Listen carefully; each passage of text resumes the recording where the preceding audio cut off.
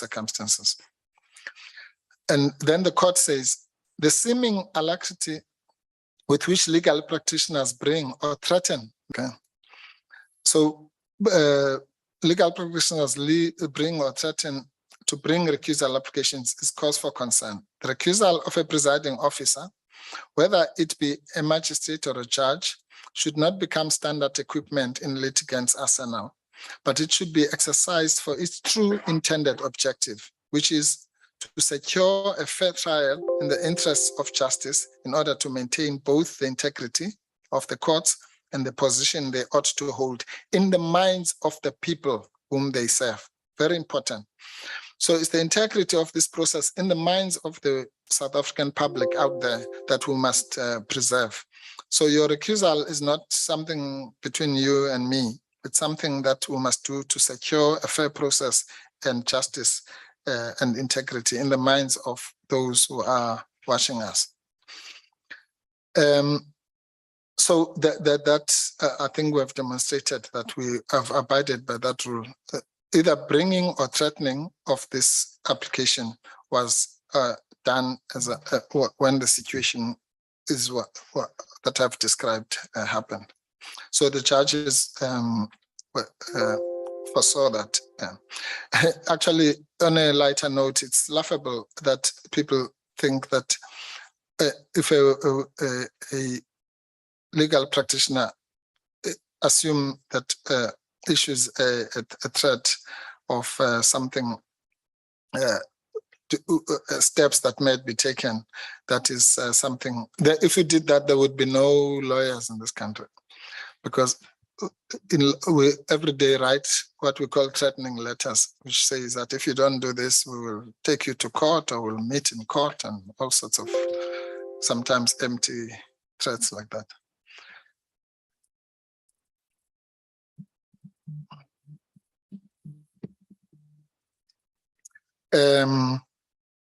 So that's what the judge said about the so-called threats.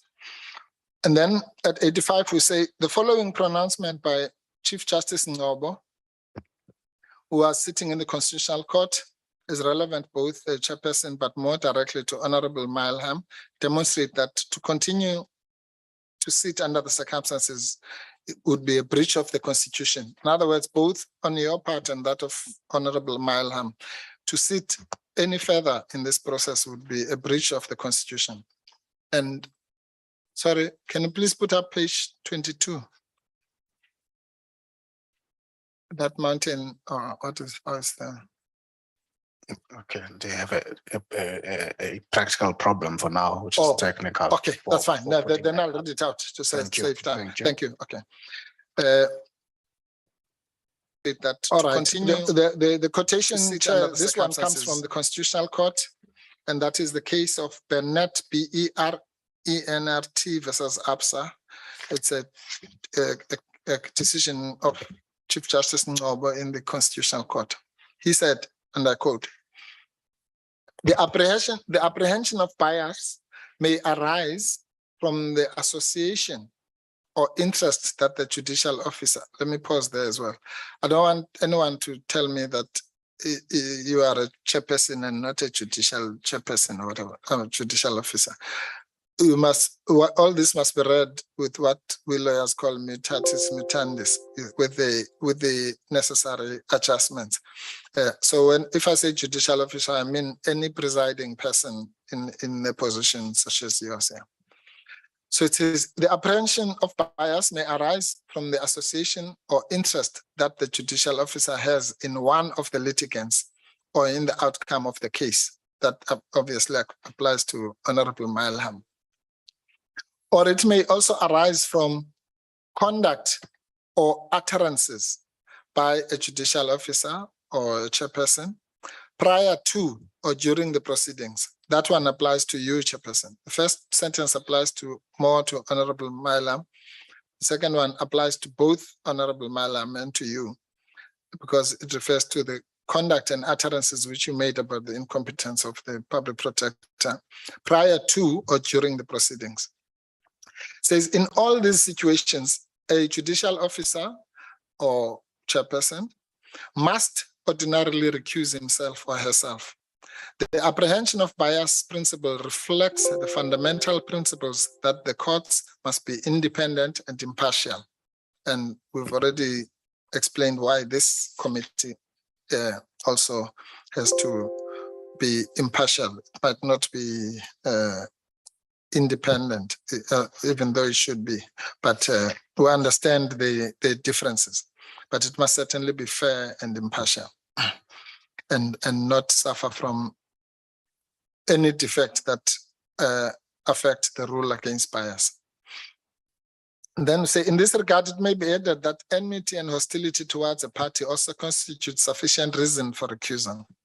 Where the presiding officer has communication with either party in the absence of the other in relation to issues directly affecting that other party, this also constitutes a good ground for recusal. I've spoken about that.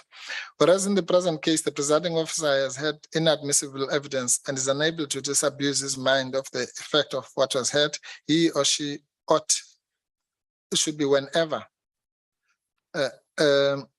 ought to recuse himself or herself. 89, we say, in contrast to the televised conduct of Honorable Thejane Milham, the proprietor, Mr. Milham would be the tweeter, the proprietor of a party's legal representative's motives in bringing a recusal application or other objections should not be lightly questioned.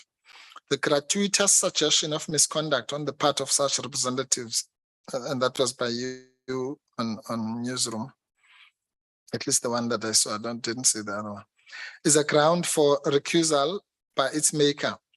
And then we refer there to a statement which was made by Judge Kotze in State versus BAM. That was a judgment which agreed with another judgment. And if you forgive me, Chair, I won't abuse the platform. I'll read from the actual law report because it gives context a lot more than what I've put there. This is what the two judges said there. Before I come to that part, it says the magistrate's statement that the accused reflected on his integrity in making an application for recusal is unfortunate. I can find no ground for concluding that the accused impugned the integrity of the magistrate. He did no more than to invoke in his favor the rule basic to our system of jurisprudence that justice must not only be done, but should manifestly be seen to be done. Likewise, the magistrate, if he submitted to the application, would have acted that's you now, Chair, would have acted in recognition of the rule without conceding any preparedness on his part to conduct an unjust trial. Let me just pause there.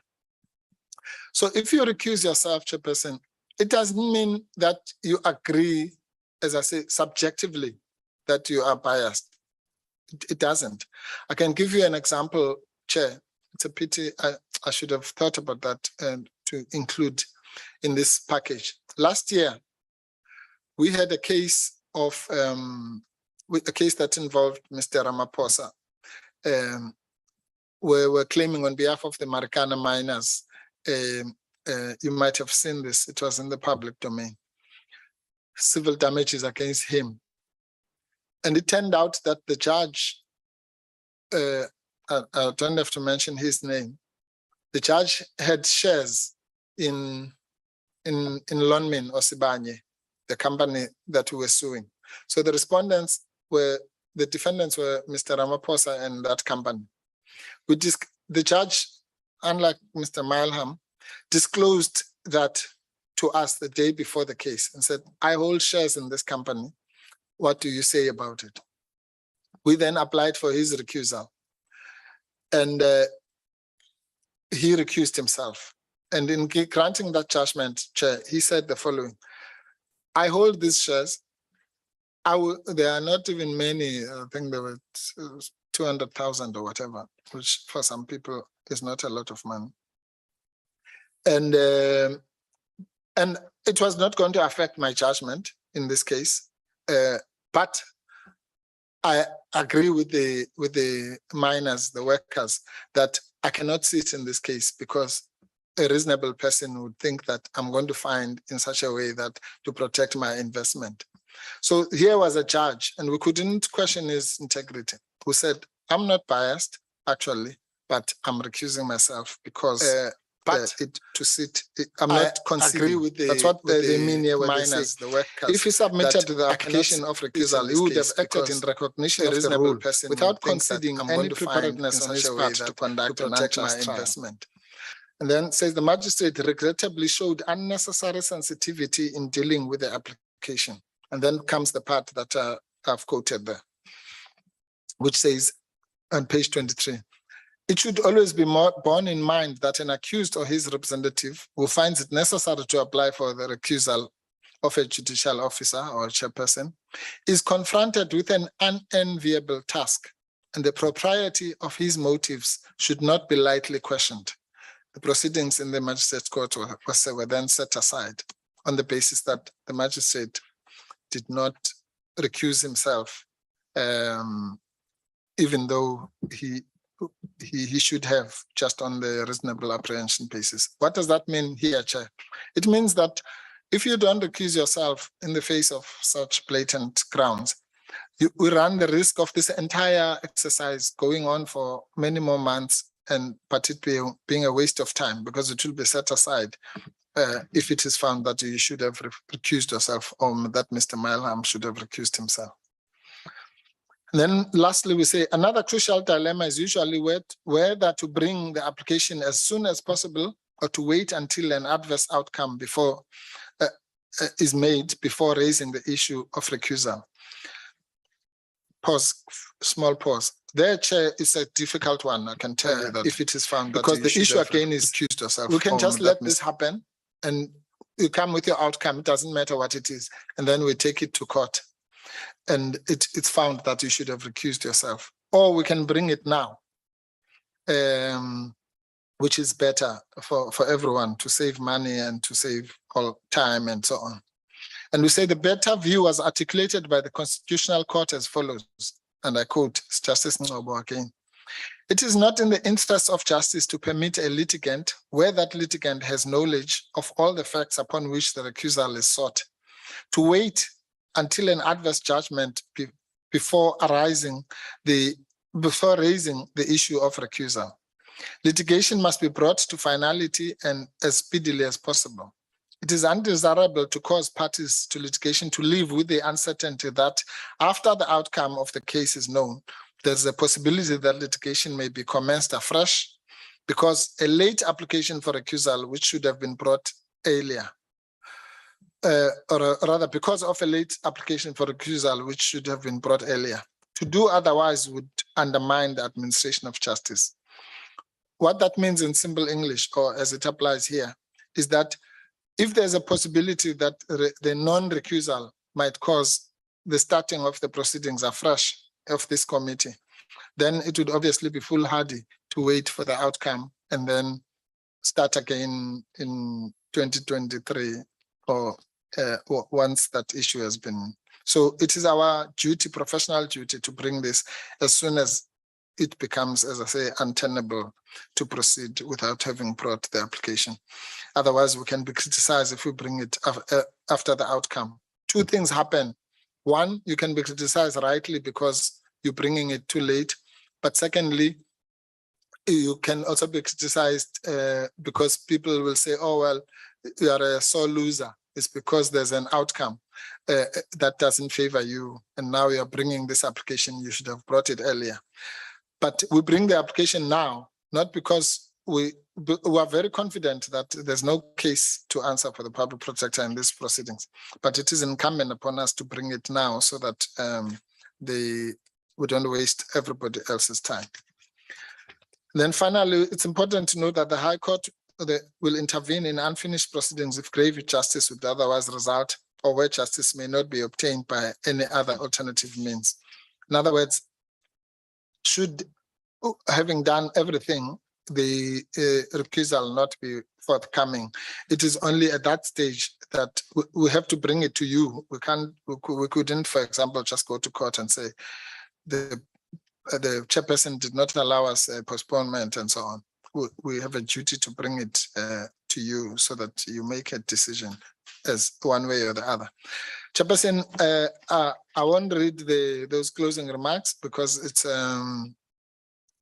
you've already given me an indulgence. So simply to say that the grounds that we have raised, you would agree, are quite grave. And as I keep on saying, each one of them would be sufficient to justify the recusal of yourself and Honorable Mileham. And we implore you in the exercise of your duty, because Chair, we know that you understand this, so don't think we're not patronizing you, that you are sitting there not as yourself, as a person. You're sitting there in an institutional capacity, representing an institution, representing Parliament, having been mandated to do so by the structures that be. And to that extent, we also plan to send this application to the Speaker of Parliament for noting. So we just wanted to put it on record here, so that if and when the outcome comes, it would have been embraced, hopefully, by all the relevant parties. This is not something we're doing lightly, Chairperson. It is not something that is personally directed at you or even Honorable Mileham, but it is our right to protect the interests and rights of the public protector, of Advocate Mkhwebane in particular, even as a person. And on those grounds, then, Chairperson, we request that you return an outcome, you or whoever has to make that decision, return an outcome for the recusal of yourself and Honorable Mileham on the grounds that we've set. Thank you very much, Chair. Thank you for the extra time. Thank you, Advocate Mpofu. The time now is exactly 1 o'clock. So you would have been given this marathon time from 17 minutes past 10. I am going to ask that colleagues will break for lunch back at 2. We're going to get into a process of clarities when we come back, and thereafter it will be a committee process. But let's break for lunch. Thank you. Recording stopped.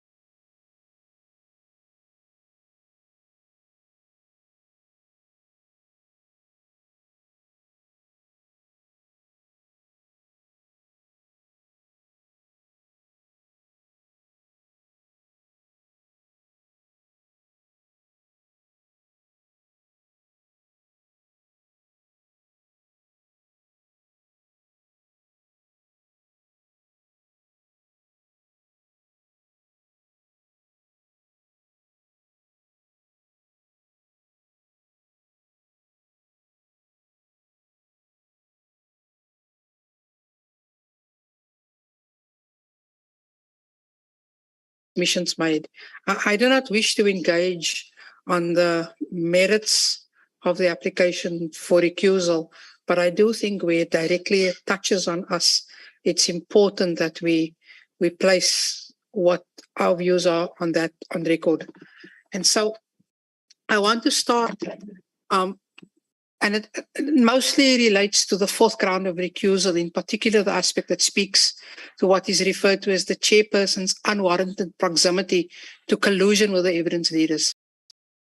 Because if he's colluding, then the party with whom they are accused to be colluding is similarly accused to be colluding. And this is set out in paragraph B4 and from paragraph 33 onwards of the recusal grounds. Now, the literal ordinary Collins dictionary meaning of the word collusion is that it is a secret or illegal cooperation or secret cooperation for an illegal or dishonest purpose. The legal definition of collusion from Black's Law Dictionary is that it is a deceitful agreement or compact between two or more persons for the one party to bring an action against the other for some evil purpose as to defraud a third party of his right. What is of concern is the prospect of collusion in a sense attributed thereto. And I'm going to refer to two cases. One is a colluous judgment, which is quite an old case, which is referred to subsequently in Seven versus Seven and Ward, which states in our law, ordinarily speaking, collusion is akin to connivance and means an agreement or mutual understanding between the parties that the one shall commit or pretend to commit an act in order that the other may obtain a remedy at law as for a real injury. And the second is in Kuhn versus Karp, which says, in my view, collusion consists in our law in an agreement between the parties to sue to suppress facts or to put false evidence before the court or to manufacture evidence in order to make it appear to the court that one of the parties has a cause of action or ground of defense, which in fact it has not. And so it is of concern to us that that allegation is made in relation to us. So the evidence leaders wish to place on the record that at no stage have they engaged in such an enterprise with the chair of the committee. And the allegations are unfounded. No evidence is placed whatsoever to support allegations of this nature. And we turn briefly to deal with the allegations to the extent it relates to us and what is alleged we have done with reference to paragraph 33 of the recusal grounds. Firstly, paragraph 33(1). The contents of this paragraph are with respect not correct. To the extent that they relate to the allegations of sexual harassment in relation to the evidence of Mr. Ndau, the manner of how we anticipated dealing with this was discussed, and we made our position quite clear to the PP's legal team up front to seek a closed hearing, in which I actually said to the committee, Advocate Mpofu was not going to object to.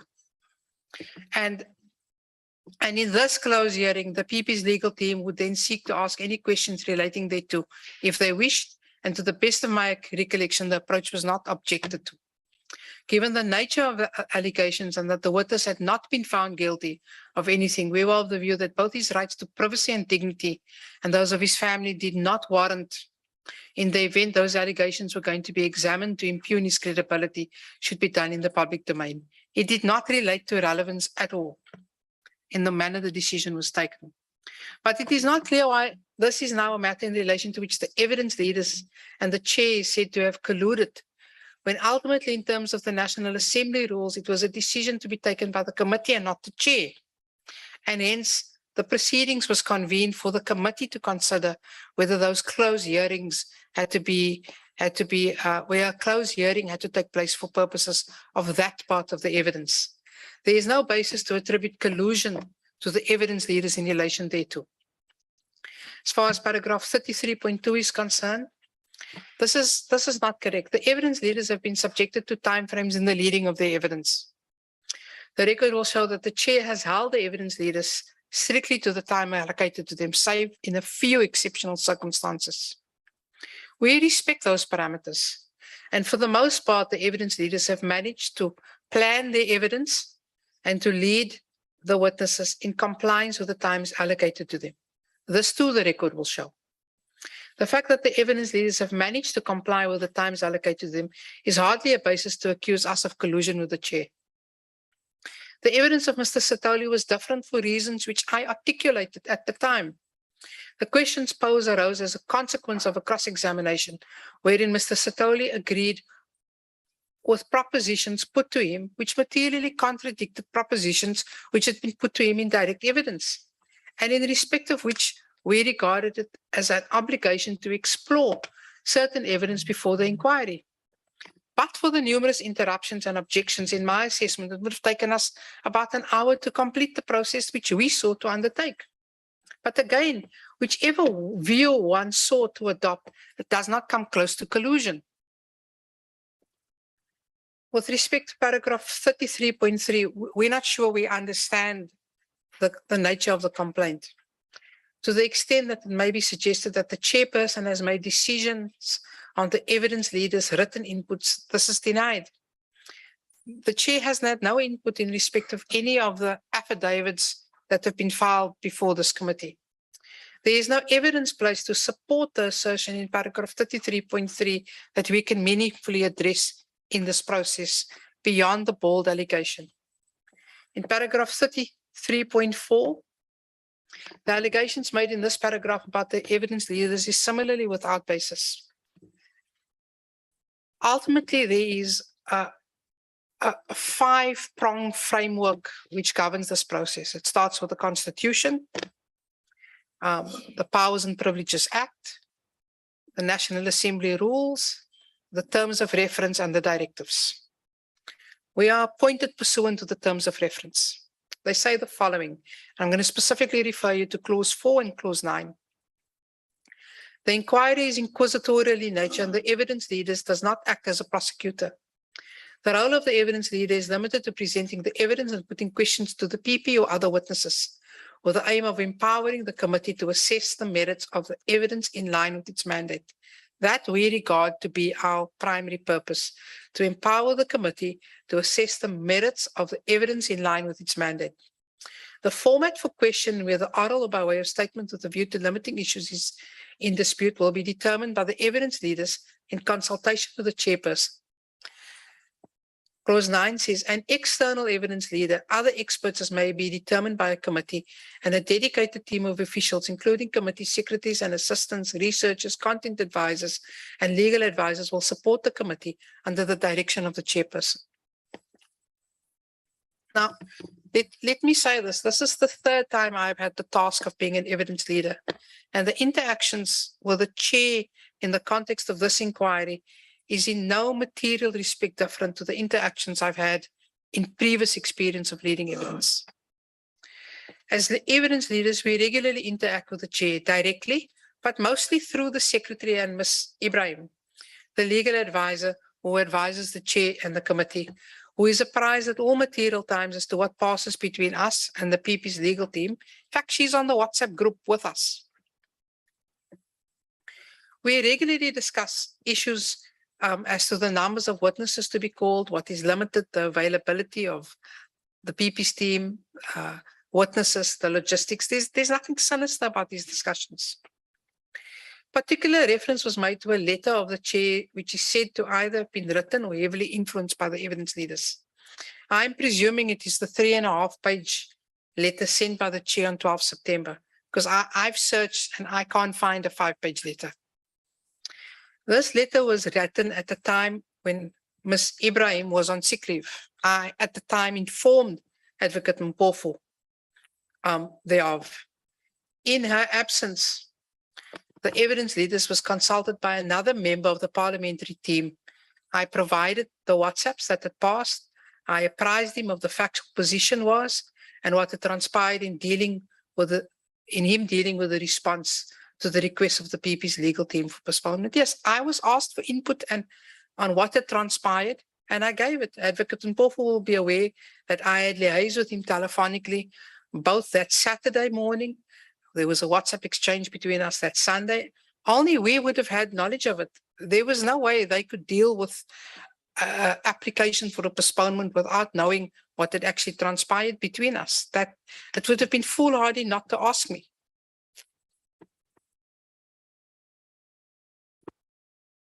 And this was provided to the substitute legal advisors.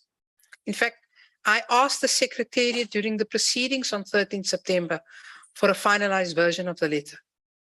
Without further detail, we find the accusations of collusion against the evidence leaders to be unfounded. And in the absence of details of our conduct, which is alleged to have been collusive beyond what I can address or what necessitates censure, we can't take it any further than what I've now taken it. But there's three further aspects that has arisen during oral submissions today that I must deal with. We provided the witness list before these proceedings, which did not reflect any witnesses giving oral evidence in relation to Bosasa.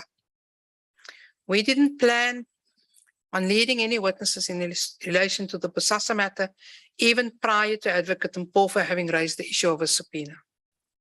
We similarly didn't plan, when we were planning it, to raise any witnesses in respect of what is encapsulated in the section dealing with charge 4. And I'll tell you now for a moment why. As evidence leaders, we didn't approach the litigants in the ABSA case. We didn't approach the litigants in the DA case, the CASAC case. In the Baloy matter, it was an exception because she had been the CAO during the proceedings. In support, the actual motion reads as follows. In support of charge 4, I rely on the evidence submitted in support of charges 1, 2, and 3, the affidavit of Mr. Samuel, the notice of motion and affidavits in the matter of Pasani Baloy, which you're all familiar with, and number 4, the court papers in the matter of the President of the Republic of South Africa versus the public prosecutor and others in the Gauteng division, and the court papers in the public prosecutor V. Gordam and others in the Constitutional Court case. So, as far as we're concerned, the directives permitted. The evidence that we will deal with and we will attend to before this committee will relate to the court papers. We have no intention of calling witnesses relating to any of the cases in that regard. So this brings us to the question of Johan van Lachenberg and Ivan Pillay. Now, we have repeatedly said that this is a novel process, but it's still a parliamentary process that had to comply with the parliamentary rules. And pursuant to that, it had gone out as part of a public process, asking the public to make submissions. In response to that, Mr. van Lachenberg and Mr. Pillay filed affidavits. They submitted affidavits as part of the public process, seeking to give evidence before the inquiry, and on an assessment of the affidavits provided during that process, we recommended that they be invited to give evidence. In our assessment, the issues that had been raised in the affidavits in the public participation process, to the extent they bore relevance to the motion, could not be ignored. So that is the context in which Mr. Pillay and Mr. van Lachenberg had come to give evidence before this inquiry. And it had never been our position that we were going to call any of the litigants involved in any of the cases for purposes of giving evidence. Our approach has not been informed to the extent that there's been an innuendo based on the public protector's stance relating to the subpoena. That brings us to two further and last points. Our appointment may have been announced in March due to prior court commitments on my part and the delays in the provision of the record. We were only able to really work from May on substantive issues. And frankly, it's a daunting task. We started very much on the back foot. Part of, I think, what led to our choice was because we'd probably not been involved in public protector matters before this. So we don't have Advocate Mpofu's extensive knowledge that he regularly tells us about. And we were not familiar with the record, a record which the public protectors team would have been familiar with, having made representations to the independent panel. So what we have produced before this committee is the work product of essentially 2 months' work and a system in which we have had to draft affidavits whilst leading other witnesses for affidavits. So we want to disabuse any perception that's been created that we have had months to work on what we've provided to this committee. And I raise this not because I don't have an understanding for what Advocate Mpofu was asking, but to put into context how the evidence leaders have gone about this. I have no disillusion. I agree with Advocate Mpofu that time is required for doing the affidavits. That's not an issue between us. But let me place this on record. I don't enter into gentlemen's agreements as a matter of principle for obvious reasons. But I do enter into agreements with my colleagues as a matter of integrity. The word gentleman doesn't sit quite right with me. So to the extent that there's an acknowledgement that time is required, that is accepted. I don't think there's an issue about that. And the chair has told us, go and sort this out in the back room between you. But the issue is not so much about what time is required that concerned me in some way and us. It's the notion of a last witness and the closing of a case. If it was up to us, our last witness would be the public protector, to whom a number of questions arising from the oral evidence and the affidavits filed in a number of the court proceedings would be put to her so that she can put her version before the committee. But because she seeks to place other evidence before the committee, the process runs in such a way that evidence would be led before we are able to put those questions to the public protector. You will, and that in itself may want to give rise for us saying to the committee, and we acknowledge that we would need to apply or to do so if any witness needs to be recalled or any witness that is not on our list needs to give evidence. In fact, I had indicated to Advocate Mpofu that there may well be one or two witnesses, depending on the evidence that comes out, that we may want to call. So one of the things that happened during the evidence of Mr. van Lachenberg is the Advocate Mpofu placed on the record that they would potentially call the investigators now involved in the Godam investigation, particularly in relation to the subpoena. And if he doesn't lead that evidence and we regard it as material that evidence be put before the committee, then we may well have to put an application before the committee to do so. But that bridge will come to whenever we come to it. So that time that is required by the public protector for purposes of doing affidavits, let's assume, for instance, this application for recusal goes to the committee and it takes 3 months to determine and it comes back 3 months later. I would have thought that 3 months would have been an opportunity for the public protector's team to get the evidence together. So let's assume we come back and we then lead Mr. van der Merwe. What I'm concerned about is then saying, well, we stop at that point and we then have to break because evidence then needs to be required. So I think in not firmly indicating to the public protector's team as to what time is required really depends on what happens after today. From our part, we've not reneged on anything, but we must be guided by the way forward. When we initially had this conversation, we looked at very different timeframes to what we're looking at now.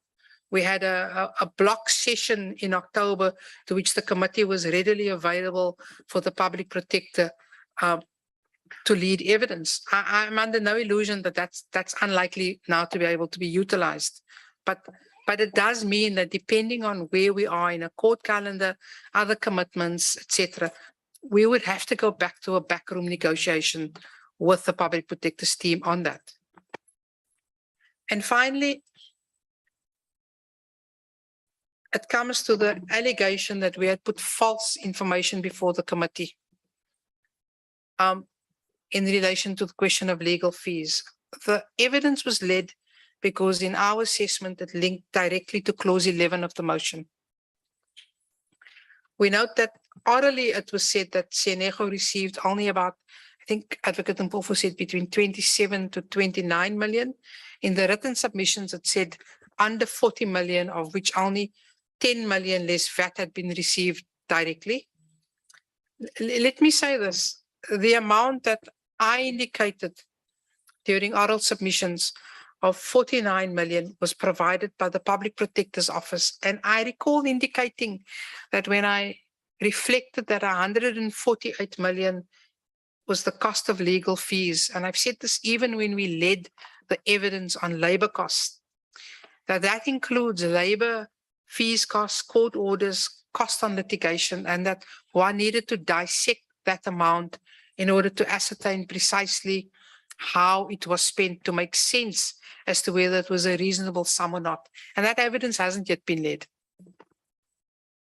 And finally, there seemed to be some suggestion that on the basis of evidence that had been put up by the evidence leaders, it had resulted in a fraud transaction.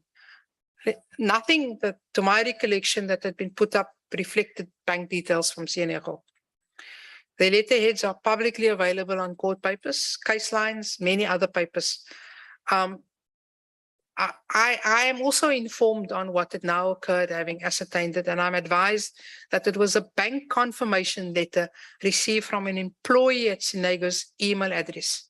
It did not relate to a letterhead from Senego that may have emanated from this inquiry.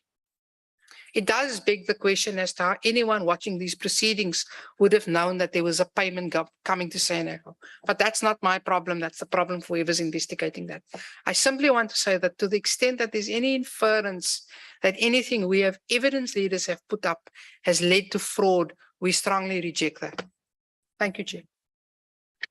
Thank you, Advocate Bauer. Any issues, Advocate Mayosi? Covered? Thank you. Honorable members, your clarities. Honorable Zongola. Thank you, Chair.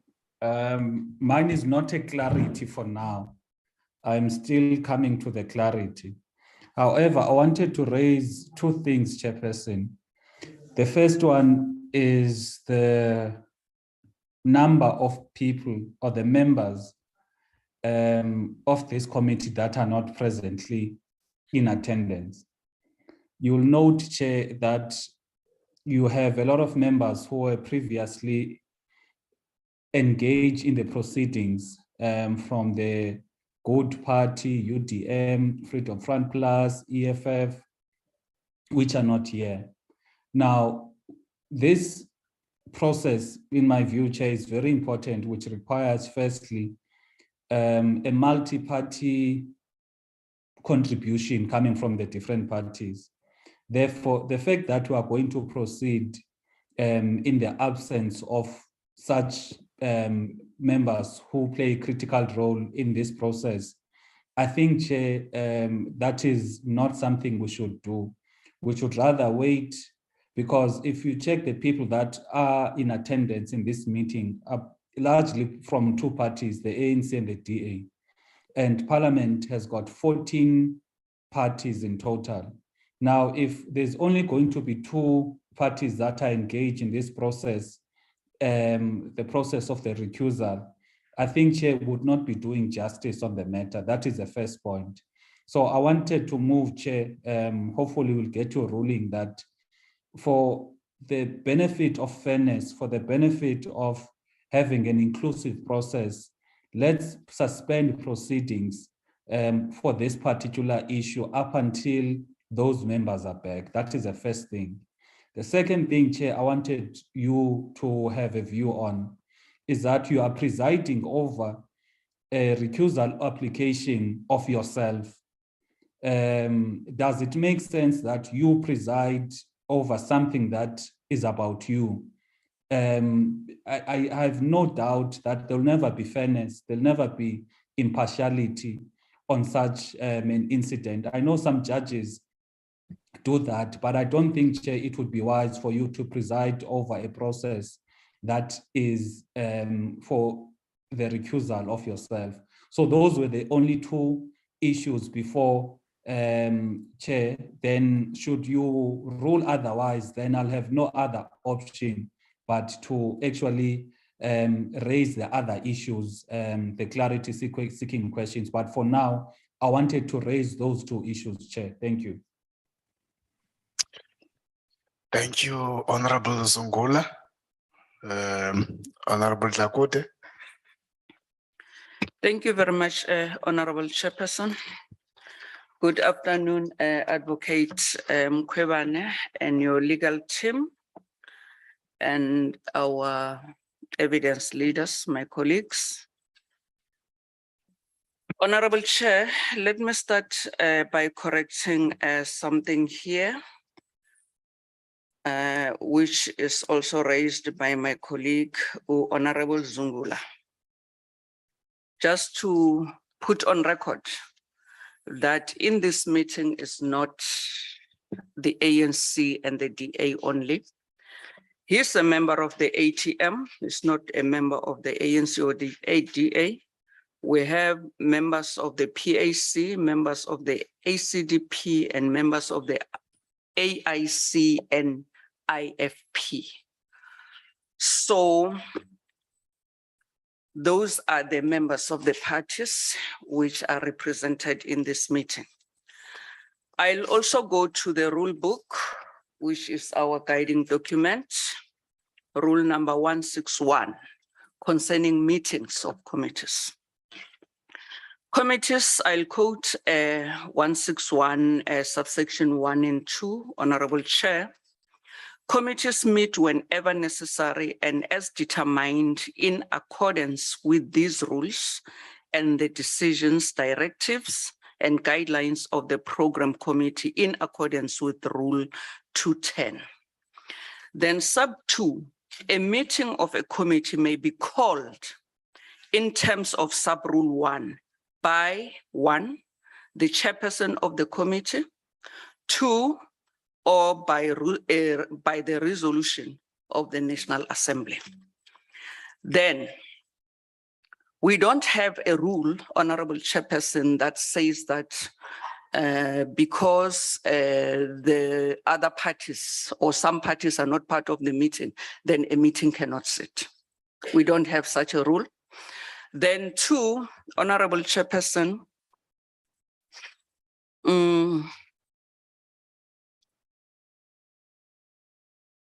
Rule 162 says that it's only a quorum that is required for a committee meeting to sit.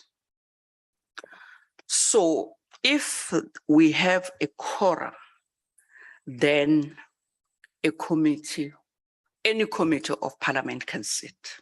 So I thought I didn't want to go through a rule 162(1) up to 3, just to save time.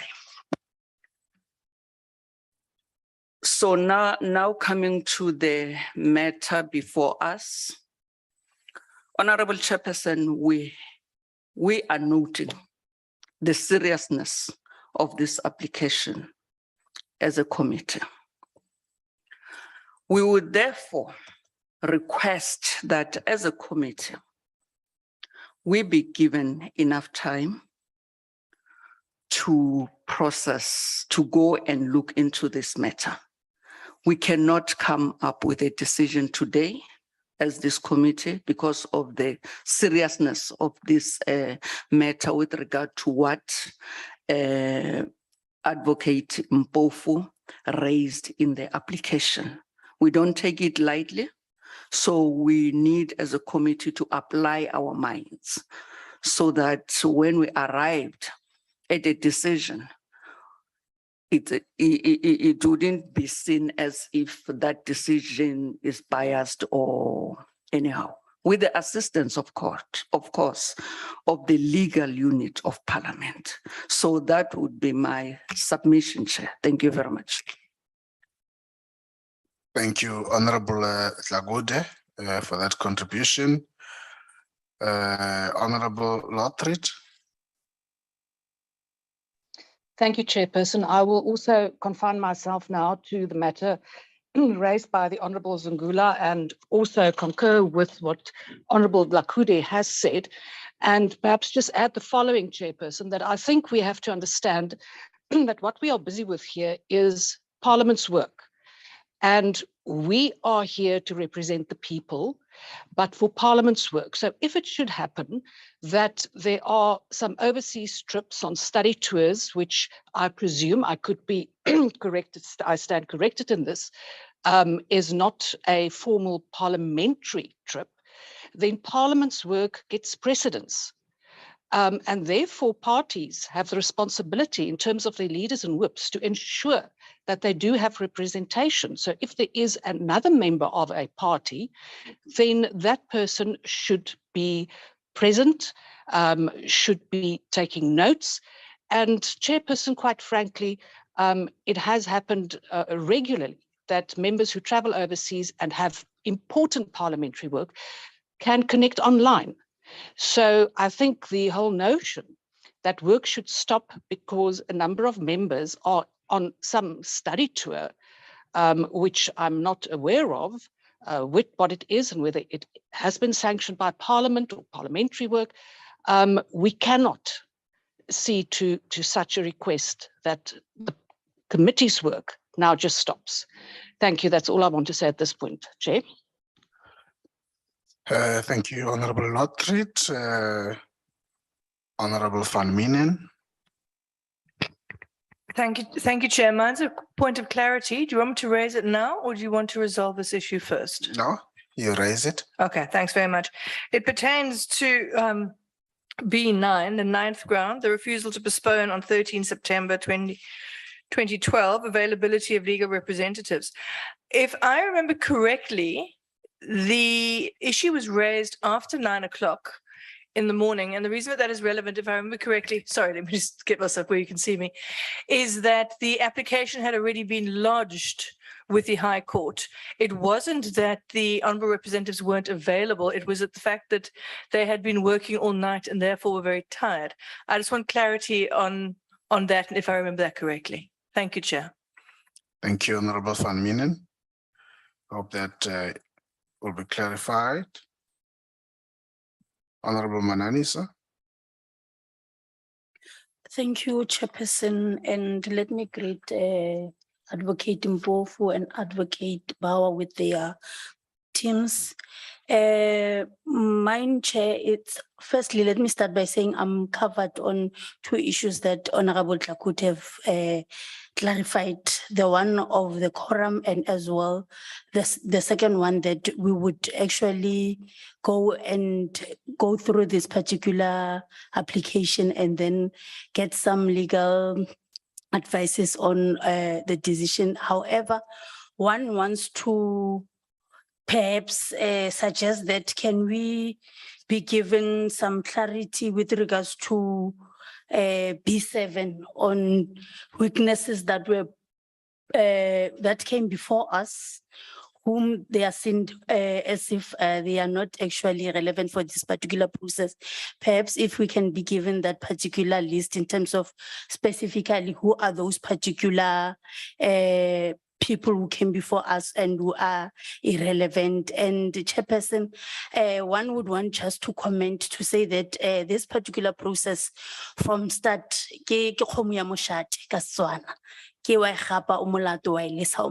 so some of us have been noting this particular processes. You can explain so that the chair can understand that. No, it's Heritage Month. Okay. I cannot explain.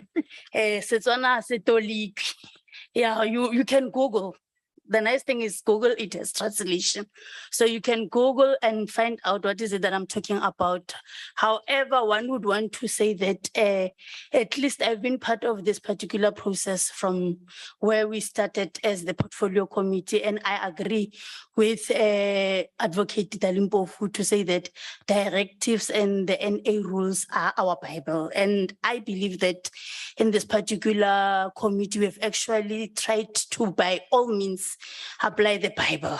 However, one would want to indicate to both of you as evidence leaders that you could have failed us and people who have interest in this particular matter as the community. You have failed us in a sense that I remember Honorable Seabi once indicated that you must have this back room so that we don't find ourselves where we are today. So it really shows that your back room was not effective as supposed to, and you didn't do what you were actually delegated to do. Hence we are here, and it's so disappointing, Advocate Mpofu and Advocate Bauer, as you know, learned friends. It's so disappointing that we are here now dealing with recusal and other issues. And Chairperson, one would want to affirm that throughout this particular process, the word of biasness, fairness has been, part and parcel of our discussion. And one would say that you've been fair in this process, in a sense that there was a time where, as an individual, I felt that you are just making Advocate Mpofu abuse us, repeatedly you're taking us back to other issues that he has elaborated on. So I think issue of fairness, it has been at play in this particular committee, and perhaps we need to do more as we will be continuing with this particular process. And that's what I just want to say. And Advocate Bauer, Advocate Mpofu, do the right thing. You are equal to the task.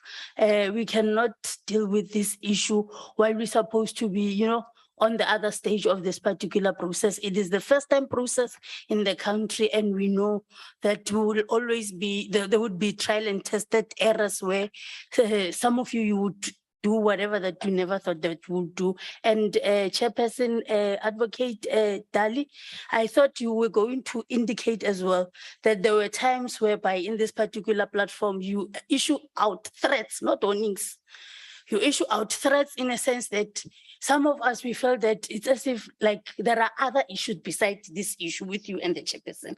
So if one could take this particular document and, change the sides upside down, there are so many things that one would say that Advocate Mpofu, with yourself, you need to even as well try to apply emotional intelligence, because there were times that you insulted other people here. That's what I can say for now. Or undermine them in terms of how you were talking, undermining, interjecting when people were on the ground, as like on the platform, you were interjecting, and the chairperson would overrule over Honorable Mayhem. Chairperson, Ne? So I need protection, otherwise I'll protect myself. no.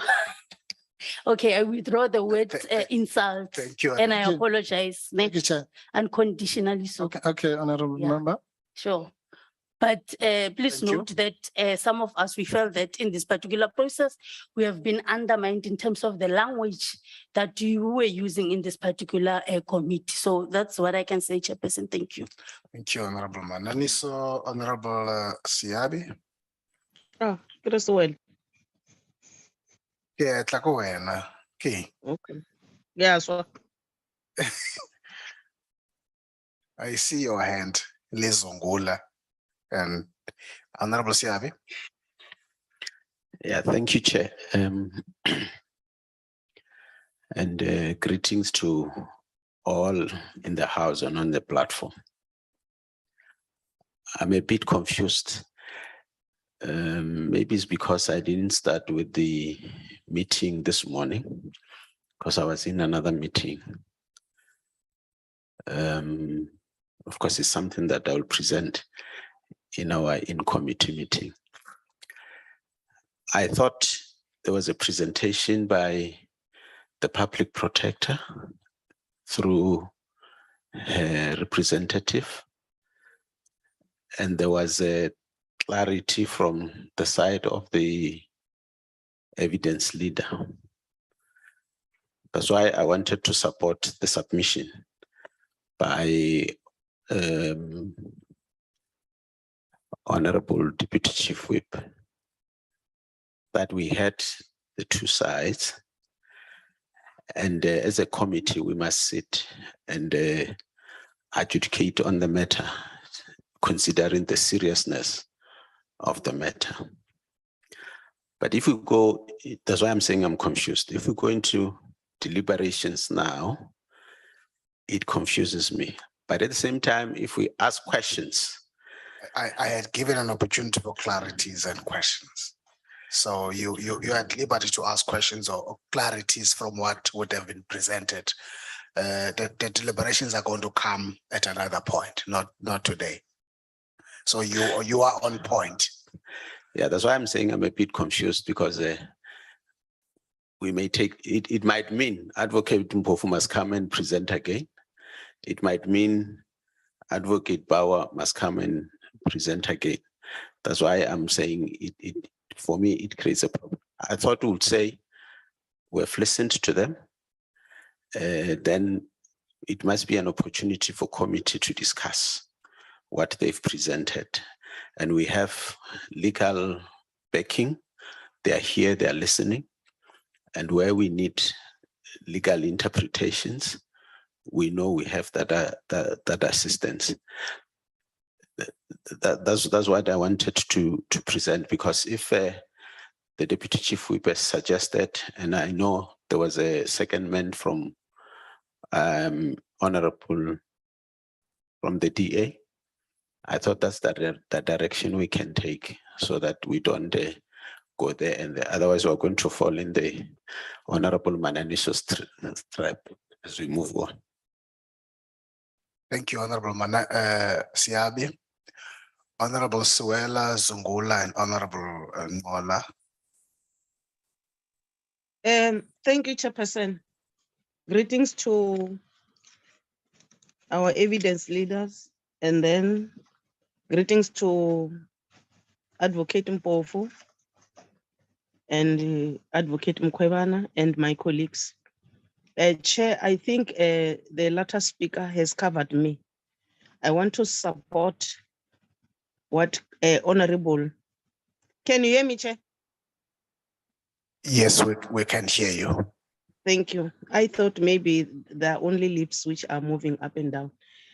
Chair, I think it's good to receive what has been presented by Advocate Mpofu and limit ourselves to discussions as the committee. We will be given an opportunity to go and look at it, and we will also require assistance from other legal gurus, because indeed we don't want to fall into a trap. We are quiet all the time during these proceedings. Not that there are not issues which we are observing, but because we respect this process, we respect our legal gurus, and we want this process to unfold smoothly. Now, I want to support Honorable Lakoda to say that in terms of rules, we don't look at issues of political parties. I think we need to clarify this once and for all. We are a committee, not political parties. We are a committee of members of parliament which has been appointed to execute a responsibility under this section 194. So the issue of quorum is critical. If the quorum is there, we proceed with the business of the day. We won't wait, and we want to be mindful that we need to conclude this business according to the time frame which has been adopted by this committee in terms of the rules of the National Assembly. So I want to confine myself with those latter speakers that we received the presentation from Advocate Mpofu, and then we go and engage so that we are not being seen as if we are biased. So that's my submission, Chair. And then again, I will also request members to check Rule 210 of the National Assembly. What does it say? It will assist all of us here. Again, the issue of the chairperson chairing this meeting, the chairperson has not yet been dismissed. He's still the chairperson of this committee as appointed by the speaker. So he's still the chairperson. So the question of why is he chairing, I think needs to be clarified. We're in a situation where we need to engage, but not that the chairperson has been found guilty or not. So I will pause here, Chair. Thank you so much. Thank you, Honorable Swela. Honorable Zungula.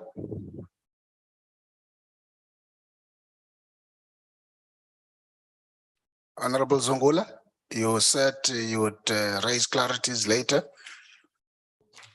Yeah, no, Chairperson, I would ask that you make a ruling first, because I raised an issue that I think requires a ruling from yourself. Once a ruling has been done, then we can proceed. I find it's going to be confusing and all over the place, Chairperson, if we're going to be dealing with many issues at once. The issues I was raising require a ruling so that we know that a decision has been made. This process, meaning the interaction based on the application by the public protector's legal representation, we are continuing with it. But if we're going to be speaking many things at once, won't know whether we're coming or going. To put into context, Chairperson, the issues of the committees of parliament, they operate somewhat different from how this particular process is operating. Hence, you find that in a normal portfolio committee, there's going to be set members, whereby the ANC will have 7 members, the DA 2 members or 3 members, the EFF 1, and the other so-called smaller parties will have 1 or 2 members. Whereas in this particular committee, that is not the approach. The approach here, as communicated by the speaker, was that all parties must be part of this process. And hence, I raise the issue that even in this particular meeting, there's only two parties that are participating, with the exception of myself from the ATM. It's only the ANC and the DA.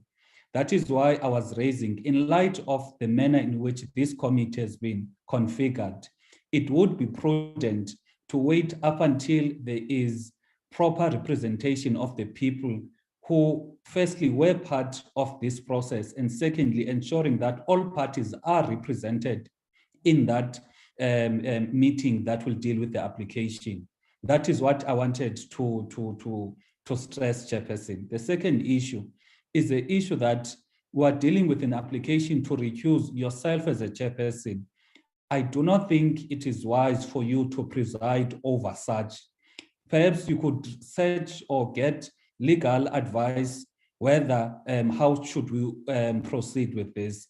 But I do not think, Chairperson, it is wise for you to preside over a session or over an application that deals with you, your conduct as a chairperson. Zanga yenzeka naphi na.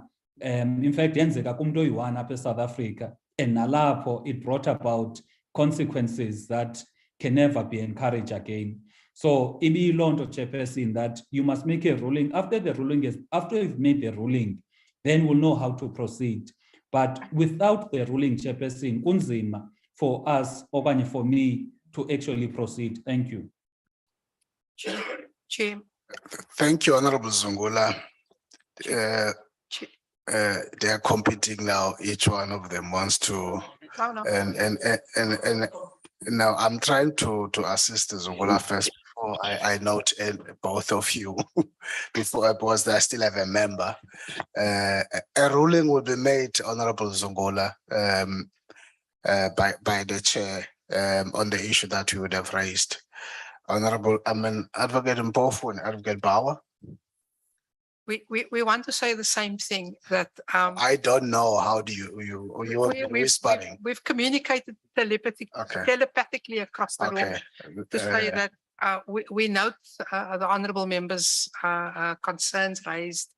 It is a standard practice that when recusal applications are brought against a presiding officer, that presiding officer presides over that recusal application.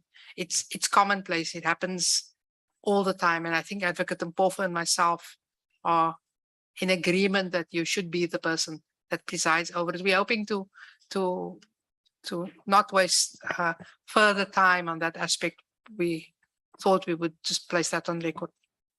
Thank you, Advocate Bauer. Advocate Mpofu? Yes, Honorable Chair, yes, now that is correct. I thought for the sake of progress, we were signaling that, yeah, on the first issue of the quorum and the peculiarities of this committee, I said even when I was addressing, it's your. I will attend to Yes, that. it's your committee, Chair. But on this second issue, Honorable Zungula is incorrect on the issue of who should chair this meeting, as Advocate Bauer has explained. So we thought for the sake of progress, maybe instead of taking it to the parliamentary legal people, at least if both of us are saying the same thing as Advocate Bauer is saying, then we can move away from that point. It is standard procedure that it's in fact in one of the extracts that I read out, it was actually put out that one of the awkward things about the accuser is that you have to raise it to the person, whether it's a judge or the Chief Justice or whoever, you have to raise it to the person so that that person, because that's why it's called recuse yourself. It's because you are being asked to recuse yourself from those proceedings. Thank you. Chair, can I, sorry, I don't mean to interrupt, through you, Chair. May I add something? Given the unusual nature of this process, it may be something that you take back to the committee, that it may well be that certain aspects is a committee decision, given the powers of Parliament and the way the committee is structured. I won't say anything further, but all we're limiting this to is the question of presiding. Whether the decision of recusal You've covered the point. Don't elaborate any further. Please switch off your mic as well. The point is covered. Thank you. Honorable Olangola. Thank you very much, Chair. I hope I'm audible. We are mourning an untimely passing on of the electricity this side. Am I audible? You are audible. Go ahead, Honorable Ngola, in your morning. Thank you very much, Chair. One, I think you have said, let us ask clarities from Advocate Mpofu in respect of the application, and then get into the committee process. When you said get into the committee process, my understanding was that it is then therefore that we are going to entertain issues of whether we meet a quorum in terms of us to be eligible to take a decision in respect of this application, who is here, who's not here, and all that. The other aspect, Chair, which I think both Advocate Mpofu and Advocate Bauer have covered me on, is the issue of presider or not presider.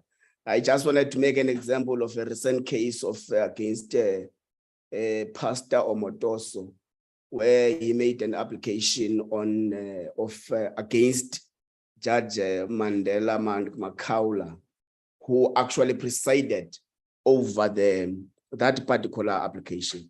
So I don't understand where is this thing coming from, that there is one person and that there was a lesson, blah, blah, blah, blah, blah, blah. So it's completely not there. But then, Chair, of course, we're going to have time to deliberate to the contents of the application itself. The other issue, Chair, I wanted to raise, particularly raise my hand way before Advocate Mpofu delivered the application in the committee. It is one that, Chair, I have seen that the public yesterday was already in discussion through social media and other platforms of the grounds that which Advocate Mpofu is making an application on. I do not think, Chair, necessarily that it could be a professional way of working, that an application is brought to us by Advocate Mpofu, but whoever was having an appetite did inform the public about it without it being entertained by this committee. I think every party in this inquiry, Chair, must exercise maximum professionalism in that we don't take to the public matters that have not yet been tabled before this committee. All of us, Chair, I want to plead with all of us that whatever documents that are shared to us as members, as evidence leaders, as the Chair, as the Secretariat, as the staff, as the Parliamentary legal team, documents that are meant to be tabled before this committee should not be shared with the public until such time that this committee has made its determination in the contents of those particular applications or whatever form of document. I have one clarity, Chair, in respect of, because my understanding is that we are still in the stage of Advocate Mbofu delivering the application into the committee. So when we ask questions, he is still in the platform to clarify some of those questions. So we are in that stage. We have not passed that stage. We have not deliberated. We have not went to other issues. So my question is in respect of one aspect in the application, which speaks about the time frame between the last witness that is called by the evidence leaders and the first witness that will be called by the public protector, which there is an issue about 1 day and 2 weeks proposal. What part of what I want to check is that was even in the correspondences, there are a number of extensions on the submission of the list of witnesses of the public protector. Now, my first question would be that has there been a conclusive list agreed upon by parties of witnesses that ought to be brought by the public protector to the inquiry? And two, Chair, if you check the application, paragraph 1 speaks about the issues relative to the roles, but I want to single out the issue of the reasonable time frame. In that, how do we then balance what Advocate Mbofu calls the fairness of the time granted in between witnesses, which he says it's 2 weeks that they requested, and the actual reasonability of the time that we must proceed with the inquiry. The last issue, Chair, is that I want to second the proposal by Honorable Doris Dlakote that can the committee note the application by the public protector of recusal of the chairperson and Honorable Myla. Then the chairperson arranges as a legal opinion unto the matter from the Parliamentary Legal Services, and there is a backdoor, although Honorable Mananis said it has collapsed, but there must be a backdoor arrangement that will determine the date at which the committee will actually deliberate solely on issues relating to the application for recusal. I wanted to second as well, Chair. Thank you very much. Thank you, Honorable Olangola. Honorable Maneli. No, thank you, Honorable Chair.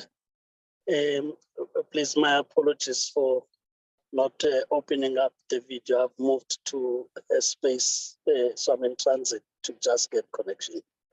I think for me, Chair, I will now confine myself now that the way forward is clear on how the matter will be handled post the item you are in. So I just want to confine myself on this, just to help me have clarity at the time of deliberations that may not have the legal protector, the public protector's legal team. I just want to check, Chair, if I would have heard well, because you said that was a matter to come back to about members who are not present. and this was emanating from a presentation made by Advocate Mpofu, where he referred to those members specifically and the reasons thereof. Just to be sure that this was on the basis of information forwarded to him, even though we were not aware at the time. And if that is not the case, really a clarity of whether that would not constitute holding a brief for them, because we'd expect that to come through the administrative process. But as I say, it's really to understand it. Now I'm linking it, this question is linked directly to what is in the, also in the body of the application, where reference again is made to political parties that may agree and political parties that hold a different view, and given the conduct in that regard. That again, just to check whether it is just a general point or whether he understands it maybe that for another view, it can also be construed as dividing the committee from those that he believes may be reasonable in his own way of looking at things, and those that may really just be showing bias. Now this is important after the clarity about parties versus members of parliament represented in this committee. Because I think it's important that all the time we make the input, we also want to be sure that you are not prejudiced in approach, that before you even say something, because you are located in that group of parties that you perceived in a particular way, that your input may not even make sense in that score. It's important to clarify that. The last point, Chair, in the conclusions, and I want to just check if I heard him well on this part when he makes the conclusion, that indeed this is not a tactical issue of trying to avoid an outcome because there's no outcome. I think this is how I was putting it. However, the point he emphasized was that in any way the public protector has no case to answer, which I would believe purely from a point of representing the client. Even on that one, for me, the clarity I would need is whether he makes it as a general point on the basis that in any way as he came, he would have had that view, or this is on the basis of having listened to evidence led, and he would have come to that conclusion that it's not about what could be the judgment, but based on what he has gone through so far, the client or the public protector in this case has no case to answer. I just wanted to be sure, Chair, that I have heard these points well, because in absentia, I may not have the chance to clarify so that I change my notes if there's anything I did so right. Thank you.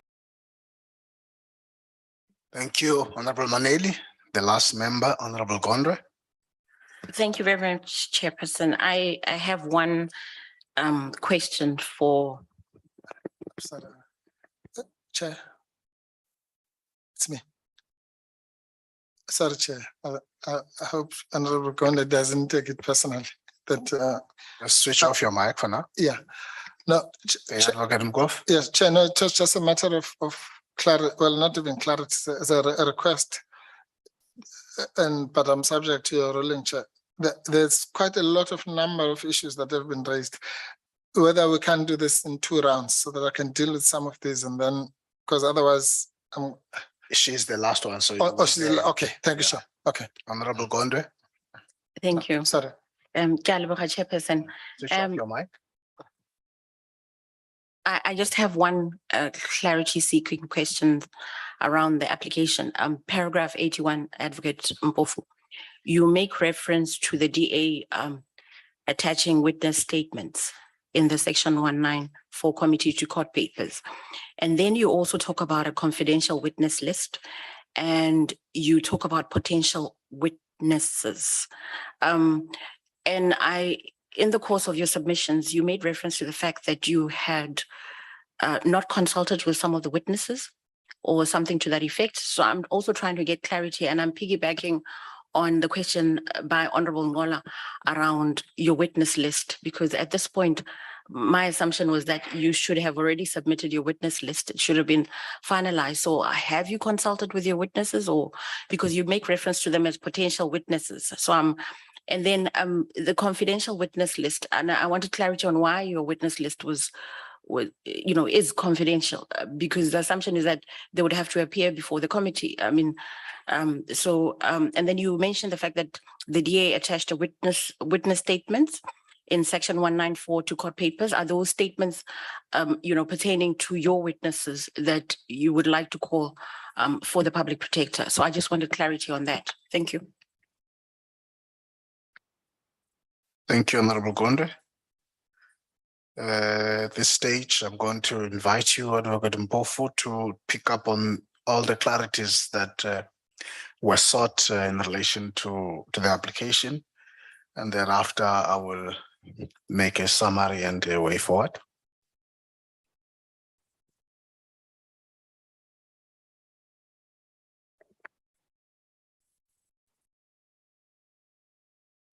Yeah, thank you, Chair.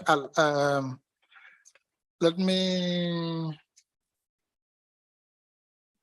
start with Honorable Gondwe while it's still fresh, because I think has a quite easy issues to just get out of the way. No, Honorable Gondwe, just a bit of background. The list that we submitted to the chair, can't remember now when. We were given some deadline to provide a list of witnesses, and we provided it under the heading, the chair. If you remember, the chair announced here the day after we had provided that list, and he specifically called it a provisional witness list, and that was because that was the heading of the list that we gave him, and so that covers your first question, the explanation of why we called it a provisional list. Well, let me put it this way. The reason we called it a provisional list is because it was a mixture of all the witnesses that we intend to call. And so that would involve witnesses that we've consulted with and those that we have not consulted with, or those that we might have wanted to be subpoenaed, for example, because either they were not willing to come voluntarily. That's how a witness list gets compiled. When we got the list from the evidence leaders, it was the same.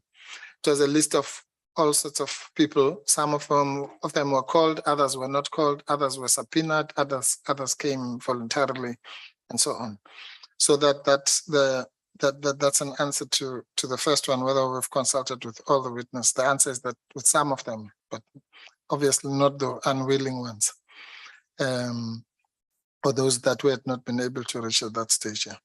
But that's not even the problem, Honorable Gondwe. The problem is not whether we've consulted or not consulted. It is the point we're really making is that the DA put in its papers that list, and that comes to your second question, why is it confidential? It was wrong for the DA to do that, because that list is by its nature confidential. I explained it to you why the evidence leaders made a point of informing us that their list was confidential. And that's why we made sure it doesn't even reach. It could have been very juicy news if you saw some of the names there. But we honored that arrangement because it can drive witnesses away or just invade people's privacy unnecessarily, who may not even ever be called as witnesses. So that's why it's confidential. And as I've said, it has already happened to us. Some of the witnesses are already reticent, exactly because their names have been bandied about, where we had provided them with a guarantee of confidentiality. You are obviously right that ultimately, if those people come to testify here, they're not going to testify in camera. They'll be sitting there. But that's a different issue. Once they're here, then obviously it would have meant that they have waived whatever confidentiality. But it's not fair for me to say in my list of Honorable Gondwe, And it might turn out that you might want to change your mind, or you might never even be called, but you'll always be identified as that person who was once prepared to testify. Anyway, so that's why it's confidential. Then there was the issue of witness statements. No, the witness statements are not of our witnesses. The witness statements that were attached by the DA were the witness statements of the people that I mentioned. Ms. Mokhaladi, Munsisi, Thejane, I can't remember the other one.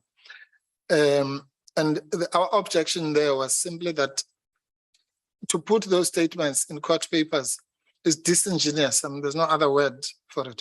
Because you put, let me give you an example.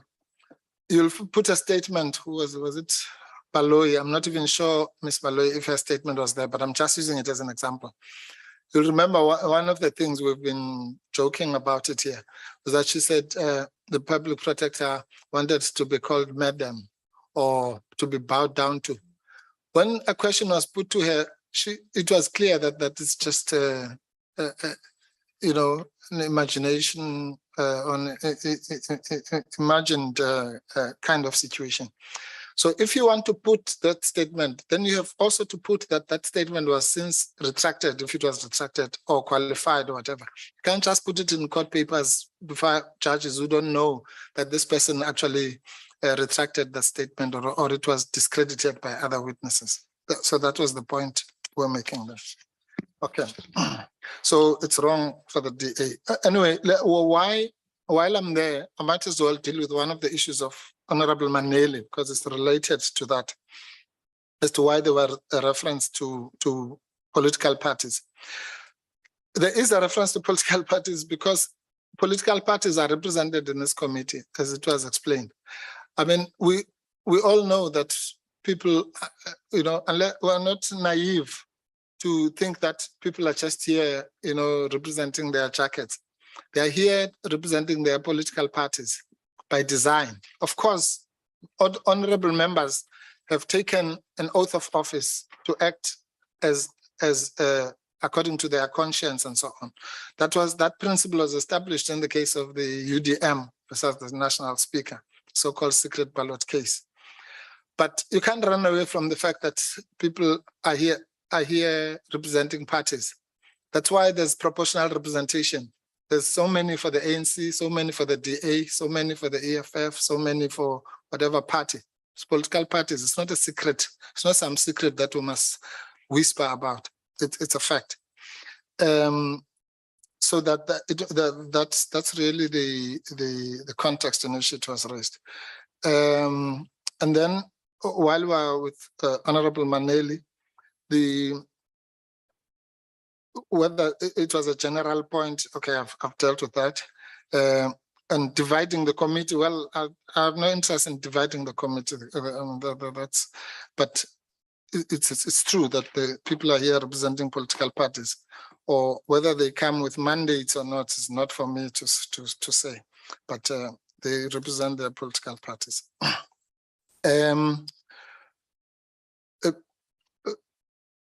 Holding a brief? No, I don't hold a brief for any political party or political parties. I speak to all members of political parties here, even here. Again, that's not a secret.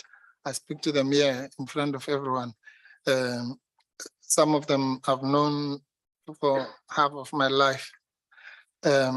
Others I have, relationships that go beyond this. Some of them are even my clients.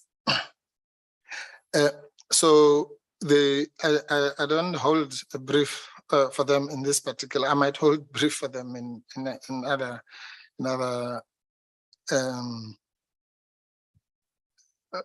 court proceedings, like I do for General Olomisa, for example. So I'm not going to stop talking to him about other matters that I'm involved in with him just because there's this committee. And the point I was making there was not holding a brief or whatever. It was that the members the point that was raised was not so much the absence of members or the issue of a quorum. It was that there had been, and that's why I was raising with the chair, there had been a specific communication with the chair to the fact that there would be no sitting this week, and therefore some people were comfortable to go elsewhere. They might have chosen to stay here, maybe. I mean, I don't know. But we've already said that's a matter for the chair. Even when I raised it, I had said that I don't want to enter that space. But I don't want also to participate in a meeting that is not properly constituted. If it is not, if it is, it is, that's fine. But it's my duty as a professional to raise it with the chair. If there was, let's assume there was no quorum, for example, I would have said to the chair, have you noticed that there's no quorum? Otherwise, we'll all be sitting here wasting our time. Yeah. Okay.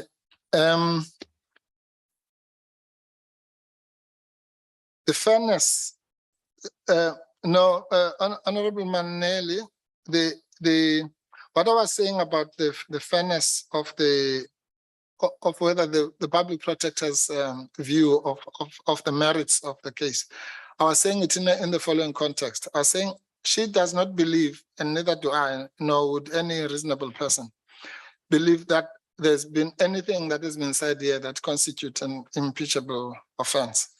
So the point I was making is that if you wait, it's that dilemma that was referred to by Justice Ngobo. So if you wait until the outcome, then you can run a process which might take months. Let's say it's a trial, months and months, and then at the end you ask for a recusal. That's one way of doing it. But that way is not recommended because it would mean that you're just wasting time when waiting for the outcome. So that's the first thing. The second thing is that if you do that, you can also be accused, rightly or wrongly, that you are only doing it because the shoe is pinching, because you don't like the outcome of guilty or not guilty or whatever. And then suddenly you find all sorts of retrospective reasons why there should have been a recusal. So that's why the Constitutional Court says you must raise it as soon as it is, as soon as you have the reason. I think the court said, where the litigant has knowledge of all the facts upon which a recusal is sought, it is not in the interest of justice to wait until an adverse judgment before raising the issue of recusal. So that's obvious. So I was saying in this case, we don't even have to wait for a so-called adverse outcome, because if there's any justice, there'll be no adverse outcome. So, but we're still raising it now. And it was also in the context of turning this into the CCMA and having all sorts of witnesses who don't speak to the issues. But that's a debate for another day. Okay. Honorable Ola, I agree with you 100%. It's not the first time that this is happening. That where there's a matter that's going to be raised in this committee, it should not play itself in the public domain. It's the same issue, the same complaint. You should at least accept that I agree with you, because that's the same complaint that we're leveling against the DA of putting in the public domain documents which are, strictly speaking, only before this committee. We don't know why they did that, but we have no control over what members do with their own documents. If members decide to give documents on Twitter, or whoever they want to give it to, we have no control over that. I suspect that even the chair doesn't have control of what members do with the documents which they get given legitimately, but might use for illegitimate purposes. It's just people's discipline that we can rely on. We can't say the chair must not give people documents, but we assume that everyone understands the protocols and so on. So it's regrettable that anybody the only thing we did was to send the application to the chair, and I'm assuming the chair sent it to the members. What the members did with it is not our business, but I agree with you. The next issue is, okay, this issue of the 2 weeks, Look, I don't know why this is misunderstood. You know, the reason why I've been at pains to find words to even describe it is exactly what you're saying. There was no agreement in the true sense of the word. It was an understanding between us and the evidence leaders and the chair. If it was an agreement, I would tell you. So I don't want to accuse people of things that are not there. It was not an agreement, it was an understanding. And Advocate Bauer is right. That even that understanding was not rigid or cast in stone on the 12 tables. It was a moving target. If the evidence led us in a particular way, that 2 weeks would also move. It's not like it was from this particular date to that date. But what I was just explaining why there was that understanding, why we even made that request, whether it was accepted or not. And I've explained, I don't want to go into that as well, why we needed that period. Advocate Bauer is right. It's not a criticism of the evidence leaders, or I'm not saying that they had 100 months or whatever. I don't care whether they had a month or 2 months or whatever. I'm just saying anybody who's preparing to lead witnesses requires a period, whether it's 1 day or 2 hours or 2 minutes is irrelevant.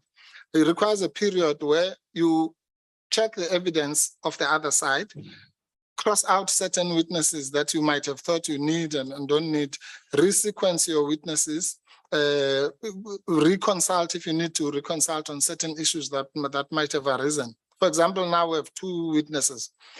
1 or 2 of those witnesses might say something that might either lead me to eliminate witnesses or to add witnesses, for example. I've said that the chair will tell you, I can't remember which witness it was, where I said, I'm going to give you these propositions. If you agree on these propositions, it might eliminate my cross-examination or even witnesses to call. Because why would I call someone if the evidence has been considered, for example? So it's that kind of management process. It happens in every situation, where particularly of this magnitude, where there's so many witnesses. If it's a big criminal trial, there'll be a kind of short break between the evidence of the prosecution with 100 witnesses and starting the other witnesses. Yeah. Okay, but anyway, that's why we wanted the period, and I was just saying it's unfair the way it had panned out. Yeah. Has there been a conclusive list of witnesses? That is Honorable Ngola. I've already answered that question when I was addressing Honorable Gondo's issues. The reasonableness of the time of the 2-week thing, again, there's no, I don't know what the reasonableness is. In my view, 2 weeks is reasonable. Maybe I need 3 weeks, maybe I need less or whatever. It's not written in any book. Yeah, it just depends on each particular process.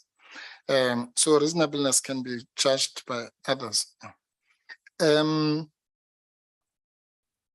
this is the perspective that needs to be put there. The evidence leaders, when we had meetings with them, had informed us that they will finish, their last witness would be on the 26th of August. That did not happen. It's not their fault. The evidence just took us in that particular direction. Then they told us that they would finish on the 10th on Saturday, the 10th of September. That's the Saturday where we sat here. Also, that did not materialize because, as I say, you can't control these things. And that's why I was saying the 2-week thing was a moving target. Yeah. All we're asking is the same understanding from our side, that if things don't work out in the way that we might have predicted, there should be flexibility. So we can't say now the 26th August became the 10th of September and it became something else, but the date on which we have to start remains the same. I mean, that's just blatant unfairness. Because as that date moves, it then shrinks the period, the so-called break period. Yeah. And Honorable Ngola, I'm sure it was a slip of the tongue, was referring us to a backdoor process. with the chair. We don't want a backdoor process with the chair. It's the back room. Yeah, we can go. Yes, go. yes, back room, Chair. Okay. Thank you, Honorable Null. And Advocate Bao and I will not participate in a backdoor process with the chairperson or anybody. Okay. So, all right. Now, on coming the last, I think that covers those. The last, no, there were two. Honorable, I think is it Van Minen? Yes. And you asked about the application, yes. No, the application for postponement was not because the legal representatives were tired. We wouldn't have known on Sunday already that we're going to be tired on Tuesday. We started on Sunday. I think I traced it on the day, but basically the timeline was this, Honorable Member. You'll remember that on Saturday we had Ms. Thejane. We finished around about 6 p.m. When we finished, I said, I want to raise something for the record for the chair. And I said, we have just now been involved in this urgent application because the DA had served us papers the previous night. Unfortunately, I couldn't even, the reason I didn't sleep that night is because I had to deal with the DA application, which arrived around about 8 p.m. and prepare for the cross-examination on Saturday. So that's what I did. So when we finished the evidence of Mr. Thejane, I then raised it because I didn't want members to be brought here the following Tuesday in vain. And I said, there's this possibility, but because it's late in the day, we'll deal with it in the back room, not the back door. So on Sunday, I then initiated the backroom process by sending a WhatsApp to the evidence leaders. And I said, it was even before the president, I think, came into the picture. I said, look, it looks like we're going to be involved in this thing. No, it must have been after, because the president had already said that they wanted more time or whatever. Then the feedback I got from the evidence leaders, I can't remember now, was that no, that was not acceptable to the chair. So that's why we then wrote a letter on the 12th, which was the Monday, to the chair to say, please, now we're formalizing the thing outside of the back room. Please, these are the developments. The chair wrote us back and said no. And that's why we sat on Tuesday, which is what we had been trying to avoid from Saturday. So when we sat on Tuesday, because we had no choice, we had to come here. We then said, this is the situation. We are now, everything that you must have heard, inundated. There are now almost 2 or 3 other parties more than Saturday. And on top of it, the public protector is not feeling well, which obviously, again, we wouldn't have known before that morning. And the rest, you know what happened there. So the thing about the 9 o'clock deadline was just something when the chair then asked me the minute details, now, what are you actually going to do? It was raised in that context. So I was illustrating to him that actually, even now as 9 o'clock, when I came here, I had just met a deadline. So I would not have been able to prepare for the cross-examination of Mr. Thejane, for example. So it was only in that context. But that was not the reason why we asked for the postponement. List of witnesses. No, I think that was your only issue. Am I right? Thanks. So sorry, miss my note here. No, I was mixing your issues with Honorable Mananis. Chairperson, I really take strong exception to what Honorable Mananis has done, because, and I want to thank the Honorable Member who tried diplomatically to call her to order, to say we are now here, we're not in the deliberations. in your deliberations, you can insult me as much as you like, but it's not correct to use this platform now of clarity to say the things that are false and not true, and secondly, which will clearly have to be responded to by me. I don't want to enter that space. In actual fact, I know the member withdrew, and I accept that. But for her to have said that she was of the view that I abused them, whatever, and saying that I have insulted anyone, I've never insulted anybody here, never, not once. Otherwise, you must tell me who I insulted and what the insult was. Yeah. So instead of complaining about abuse, she was actually abusing me. And I don't take kindly to being abused, as you know. So, but I accept the withdrawal of those statements. But insofar as the honorable member saying that we should do the right thing, I agree with her.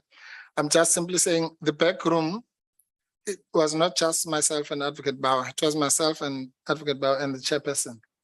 So he must do the right thing as well. And at the moment, the right thing is the recusal application.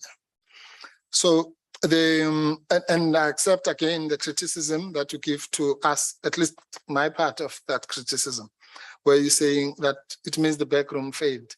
Obviously, if things were managed properly in the backroom, as I've explained now to the honorable member. For example, the sitting last Tuesday should not have happened at all if the backroom had happened the way it should have happened.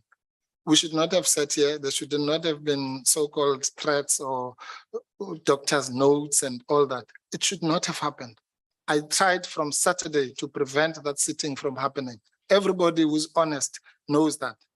I tried on Saturday, I tried on Sunday, I tried on Monday, I tried on Tuesday morning, as I've explained here, to say we should not even come here to sit. Even before I knew that the public protector was not well. Even worse, then the public protector fell ill. So if you want to blame me for that, I'll take the blame. But you know, I can't, unless if you wanted me to put guns on people's heads, then which I'm not inclined to do. So that's really what we tried to do. The public protector tried everything in her power to prevent this. But of course, we were blamed. We were the ones who should be lynched and burnt at stake. That's fine. Then the issue. Okay, I think we will help the chair about that later. It's closer to you noba uya ngapha uzobulawa noba uya ngapha uzobulawa, between a rock and a hard place in English. Yeah. But you B7. Oh yes, Honorable Manganisha, you said you wanted a list of the witnesses who are not relevant. Yeah, okay, we'll supply you that list. I don't know it offhand, but let me just give you an answer that might tease your mind. Yeah. I think it started with the witness Shunji, where before he testified, I made a presentation in the morning to say this witness is irrelevant for this and that reason.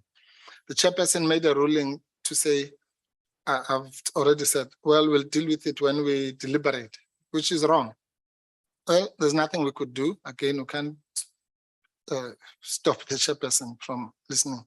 Even when I was cross-examining that witness, I said, well, since you are here, I have to ask you some questions. That happened with the next witness. I can't remember now the proper sequence. I made the same objection. The chairperson overruled it. It happened again with the third witness. I made the same objection. The chairperson overruled it. Now, I might be many things, but I'm not mad.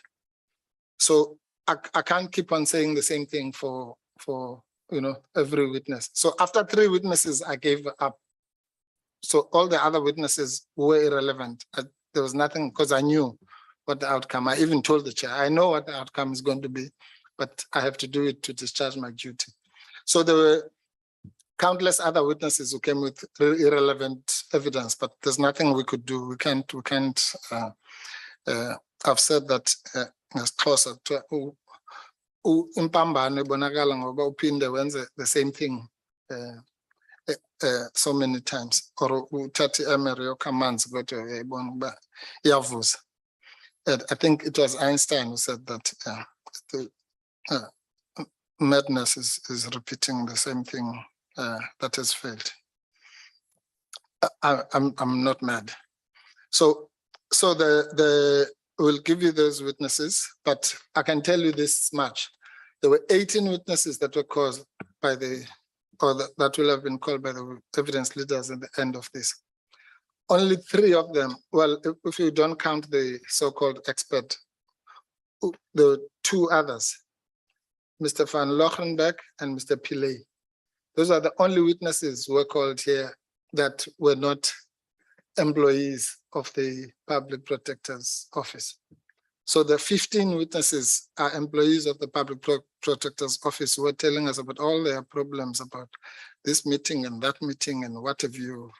That's why I said this is being turned to the CCMA and or the labor desk of the Public Protector's Office. Maybe that's what this committee was supposed to be. But I would have thought those things can go to the National Assembly, not to this committee. But that's a story for another day. So of those 15, I think maybe half of them fall under that category. But we'll give you the list. We're totally irrelevant, completely. Yeah, Chair, I think that covers everything. Thank you, Chair. Sorry. Oh, I'm sorry, my Chair.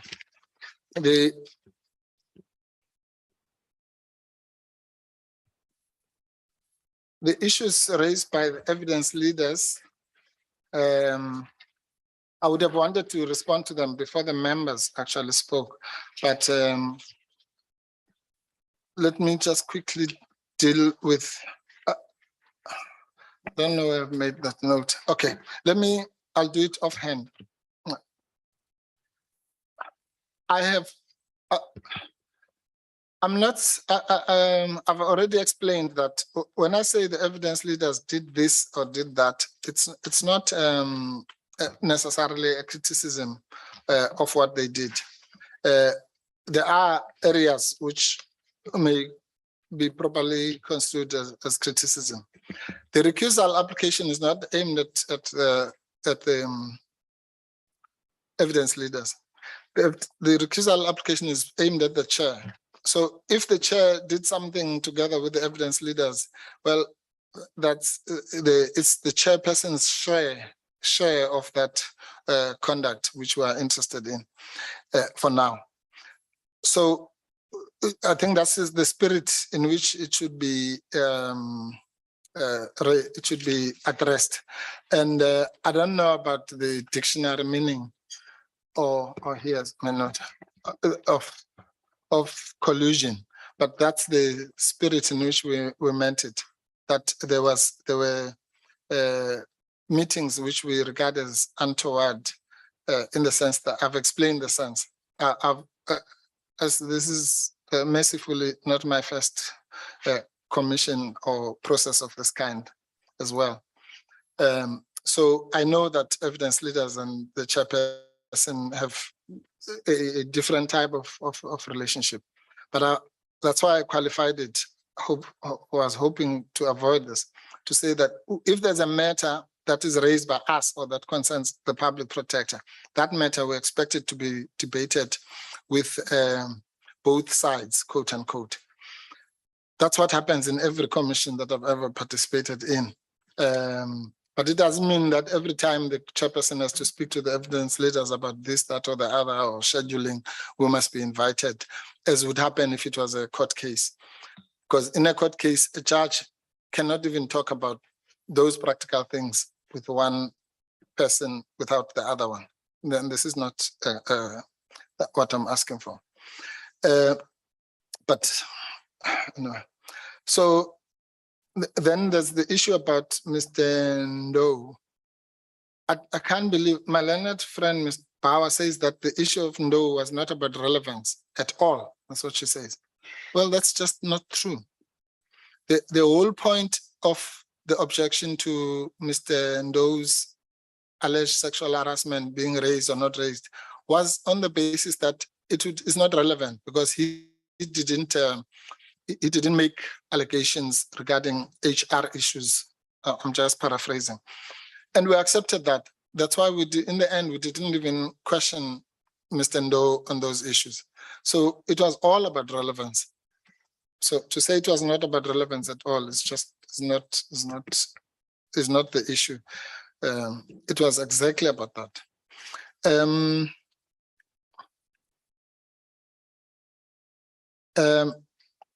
that to say it was a committee decision, not the chair's decision, just underscores our complaint.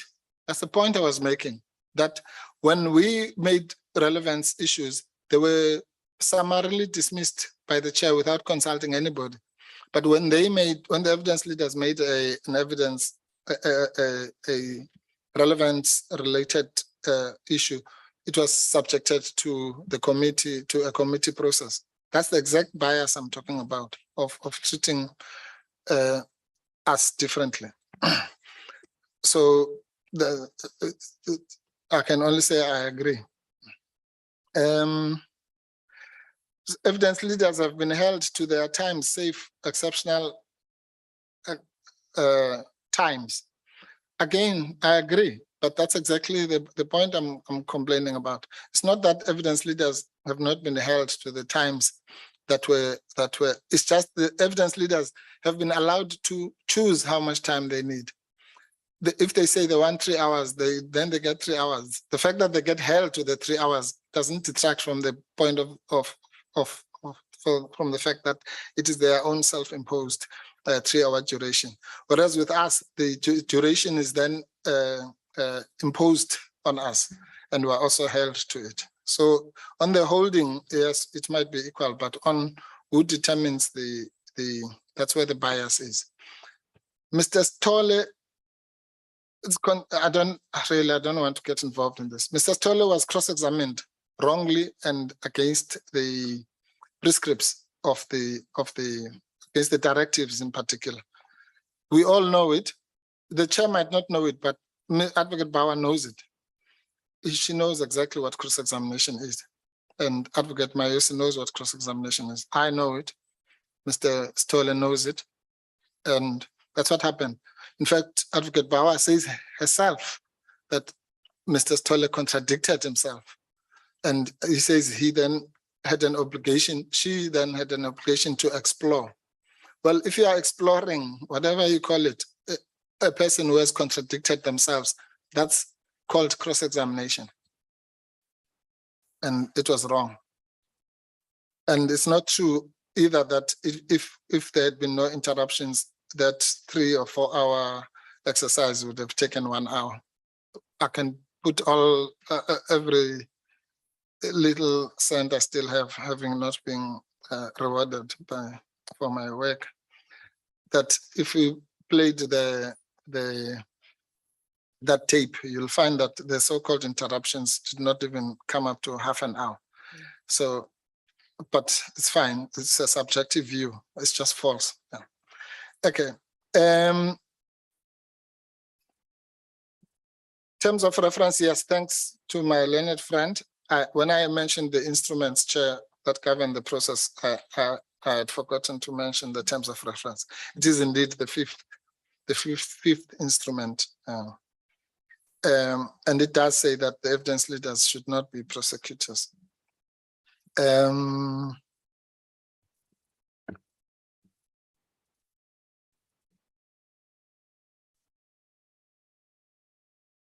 Yes.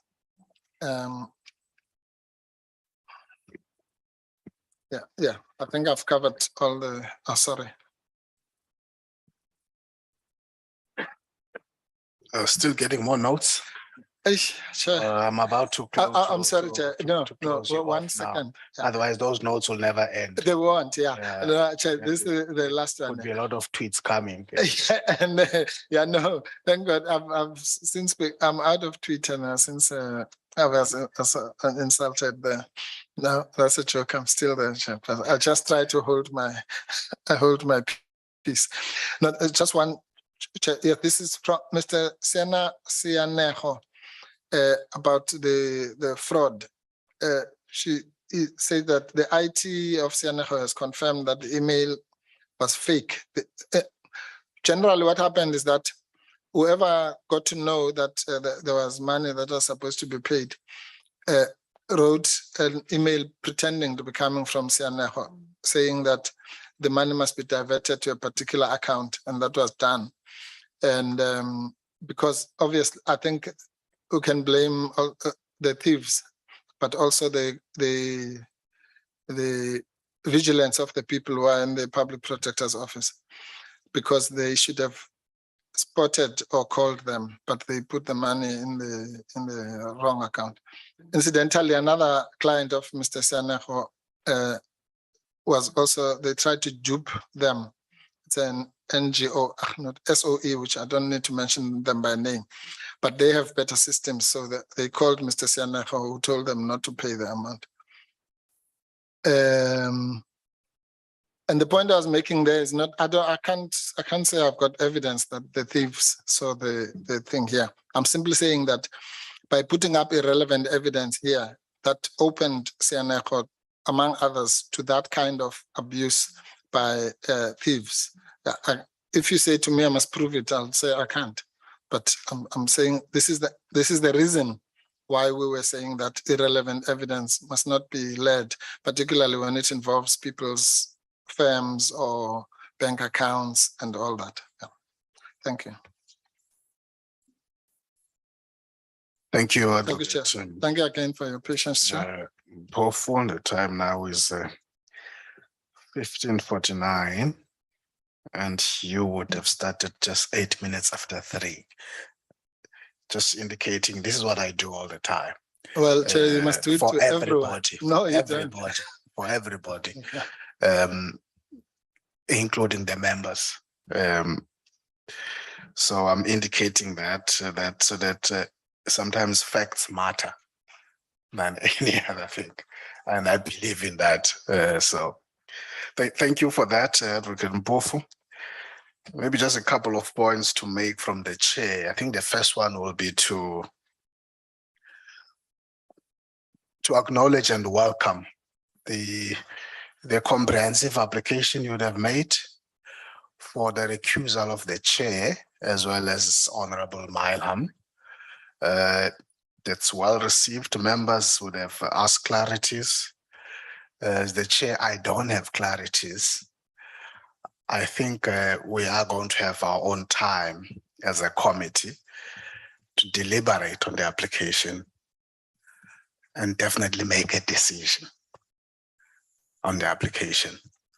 We're going to give ourselves time to do that, to apply our minds. So I want to thank you for that, and I would have been very patient to give you time to. It's not easy to give somebody 2 hours. In that 2 hours, you are a reference point. It's an exercise. It's an exercise. So I would have joked about Honorable Milham that you were mentioned only in 20 minutes, and yeah, I could just see. It comes with the terrain for that. Thank you. Maybe just also so that a lot of things are clarified from here. I'm going to do this before I make my further points and ask Thembu Nkosi to put that on record and clarify for the purposes of today's meeting. Now, the committee that is the Section 194 is a history-making committee. It's the biggest committee of the National Assembly since 1994. There's never been such a big committee where every party is represented. There's 36 members in this committee, with the ANC having 19 of those, based on the confidence that that organization has from the electorate. Every other committee would have 11 members, and every other committee don't have every party in it. Other parties are not in some committees, but this is one committee where every party is involved. And the quorum of this committee and other committees is not on party line. So for this committee to proceed, you need a certain number. And every time we start our meeting, we don't start it without reaching that quorum. So when we start, we would have conferred, the two of us, that both physically here on, and the quorum is across parties. Well, if a 50% of 36 is 19, based on the strength of proportional representativity, sorry, I have to emphasize that point. It's what it is, and 6 if it is 11. So as of today, and I'm going to ask him to do that because Honorable Melde might be in Denmark, but the Freedom Front Plus, the alternate, was here, Honorable Dana, throughout the day. So I'm going to ask for him to quickly clarify, because after you spoke, Advocate Mpofu, in relation to that ground that related to the 3 parties you've mentioned under that ground, about 2 emails would have come. One from General Lolo Misa, and you can indicate the time. Can you quickly do that? Chair, you are exposing Temigosi to a recusal application. No. Unless you are intending to go there. Thank you, Chairperson. The email of Honorable Mr. Chair came at 10:43. That was about an hour and 40 minutes after the meeting had started. But safe to say, Chairperson, I've seen the trail of interaction between members where all the members, support staff, and of this committee are copied to. But as the secretary, members are aware of the processes to follow in submitting an apology, and I have not received a formal apology from the 3 members. And just to elaborate, Chairperson, that as you had indicated, some political parties in the committee have full-time members and alternate members, where a full-time member is not present and an alternate member attend, and sometimes they attend both. So, Chair, as much as I have not also received any form of apology from Dr. Melda, Ms. Dana has been on the platform, and she is still on the platform for the FF Plus. Thank you, Chair. Maybe just to take the point further, I want to recognize the point that was raised by Honorable Heron the day he was sitting there and raising the meeting of today on the basis that he would be overseas. He would have wished that he be present, and the initial program would have had this week free. And again, I'm going to take you back to Honorable Milam at the very beginning, when we tabled and adopted the terms of reference. He had a problem with what we called a living document, a program that is dynamic, that is going to change all the time. He did not want us to use that language of a living document. So our program is a dynamic one. There are things that are beyond our control that are forcing us to have meetings sometimes that would not have planned. And I would have explained that Honorable Heron when he was raising that concern to say there are things that went beyond our control, that we would have a meeting that we did not plan before. So that will be his concern. But I don't want to labor that point, because if we were to do that, because every meeting we go to where we deal with minutes, because it will open other doors. There are meetings that we go to where parties are just absent, including in this inquiry, and that is reflected in every minutes. And so we take note of all of those kind of issues. The second point I want to deal with is I think Honorable Nola has raised this point as a concern. You have attempted to address it, Advocate Mpofu. I'm in agreement with you on that issue, in that because I might not have comprehended exactly his concern that he registered. Come again? I'm not sure if they can hear us on the virtual platform. Okay. Okay. Can you hear us, Honorable Nola? Yes, Chair, I can hear you. Thank you. Because I'm invoking you, because I'm going to be talking about you. No problem, Chair. Because you have raised a critical point, which is going to be very difficult for us to implement, the one that says about the documentation. And I'm saying I might not have comprehended you very well in terms of the concern you are trying to address.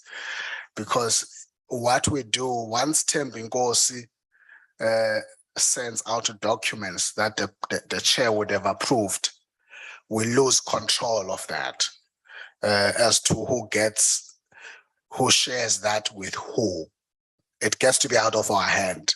I think Advocate Mpofu was trying to attend to that, because remember, we are operating in a transparent.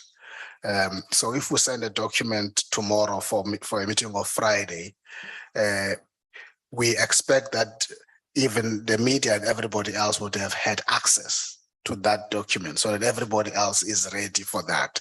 So it isn't the nature of this, and I'm saying this, making the point that I don't know whether that's what you were addressing, or you were addressing a different point altogether of a different nature, other than what I'm referring to, as would be done by Thembinkosi Ngola as the committee secretary.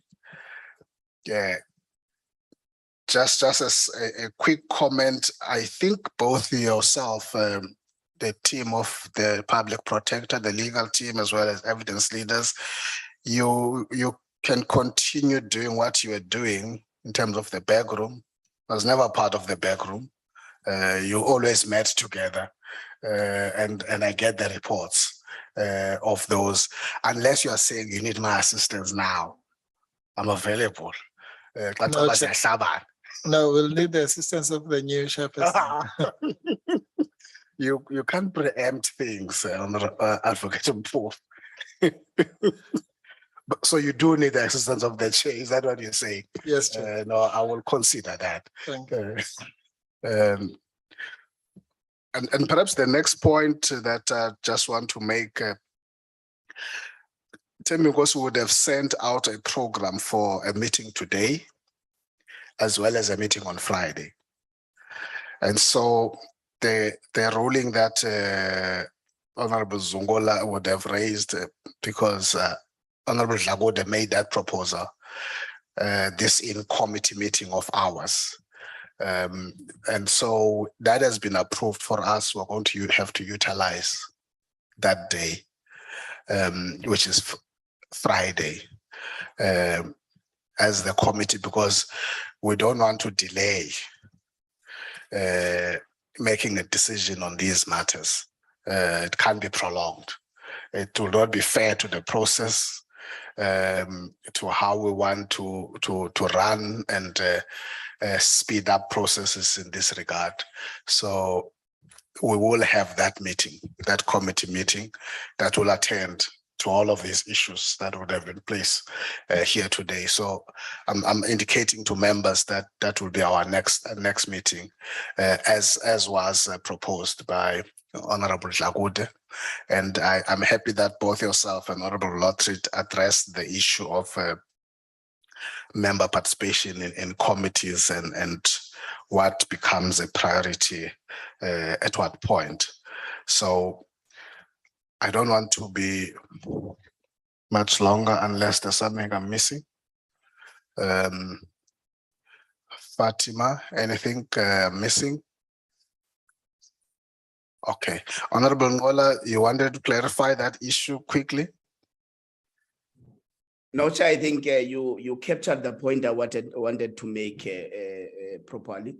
And I think Advocate Mpofu as well did capture it properly in terms of the document that are meant for this committee and them being shared before they are actually tabled in this platform. But Chair, another issue that I wanted to just a plea to all members that we please, all of us as members of this committee, try not to open a different inquiry through social media. Or rather, if it is possible that the whips of the political parties represented can talk about it. Because I remember with the ANC complement, we were told by the Deputy Chief Whip, Honorable Dlakude, that no one is allowed to go and speak about the proceedings of this inquiry into social media, because the problem that we are doing is to just hold it there, Honorable Mola. You're going to do that on Friday. No problem. Thank you very much, Honorable Siabi. Thanks, Chair, and my apologies for coming at this stage. Maybe something I must also raise on Friday. As you decide on the meetings, especially those might be beyond our control, as you said, Chair, I think there's a need to consider certain things. For example,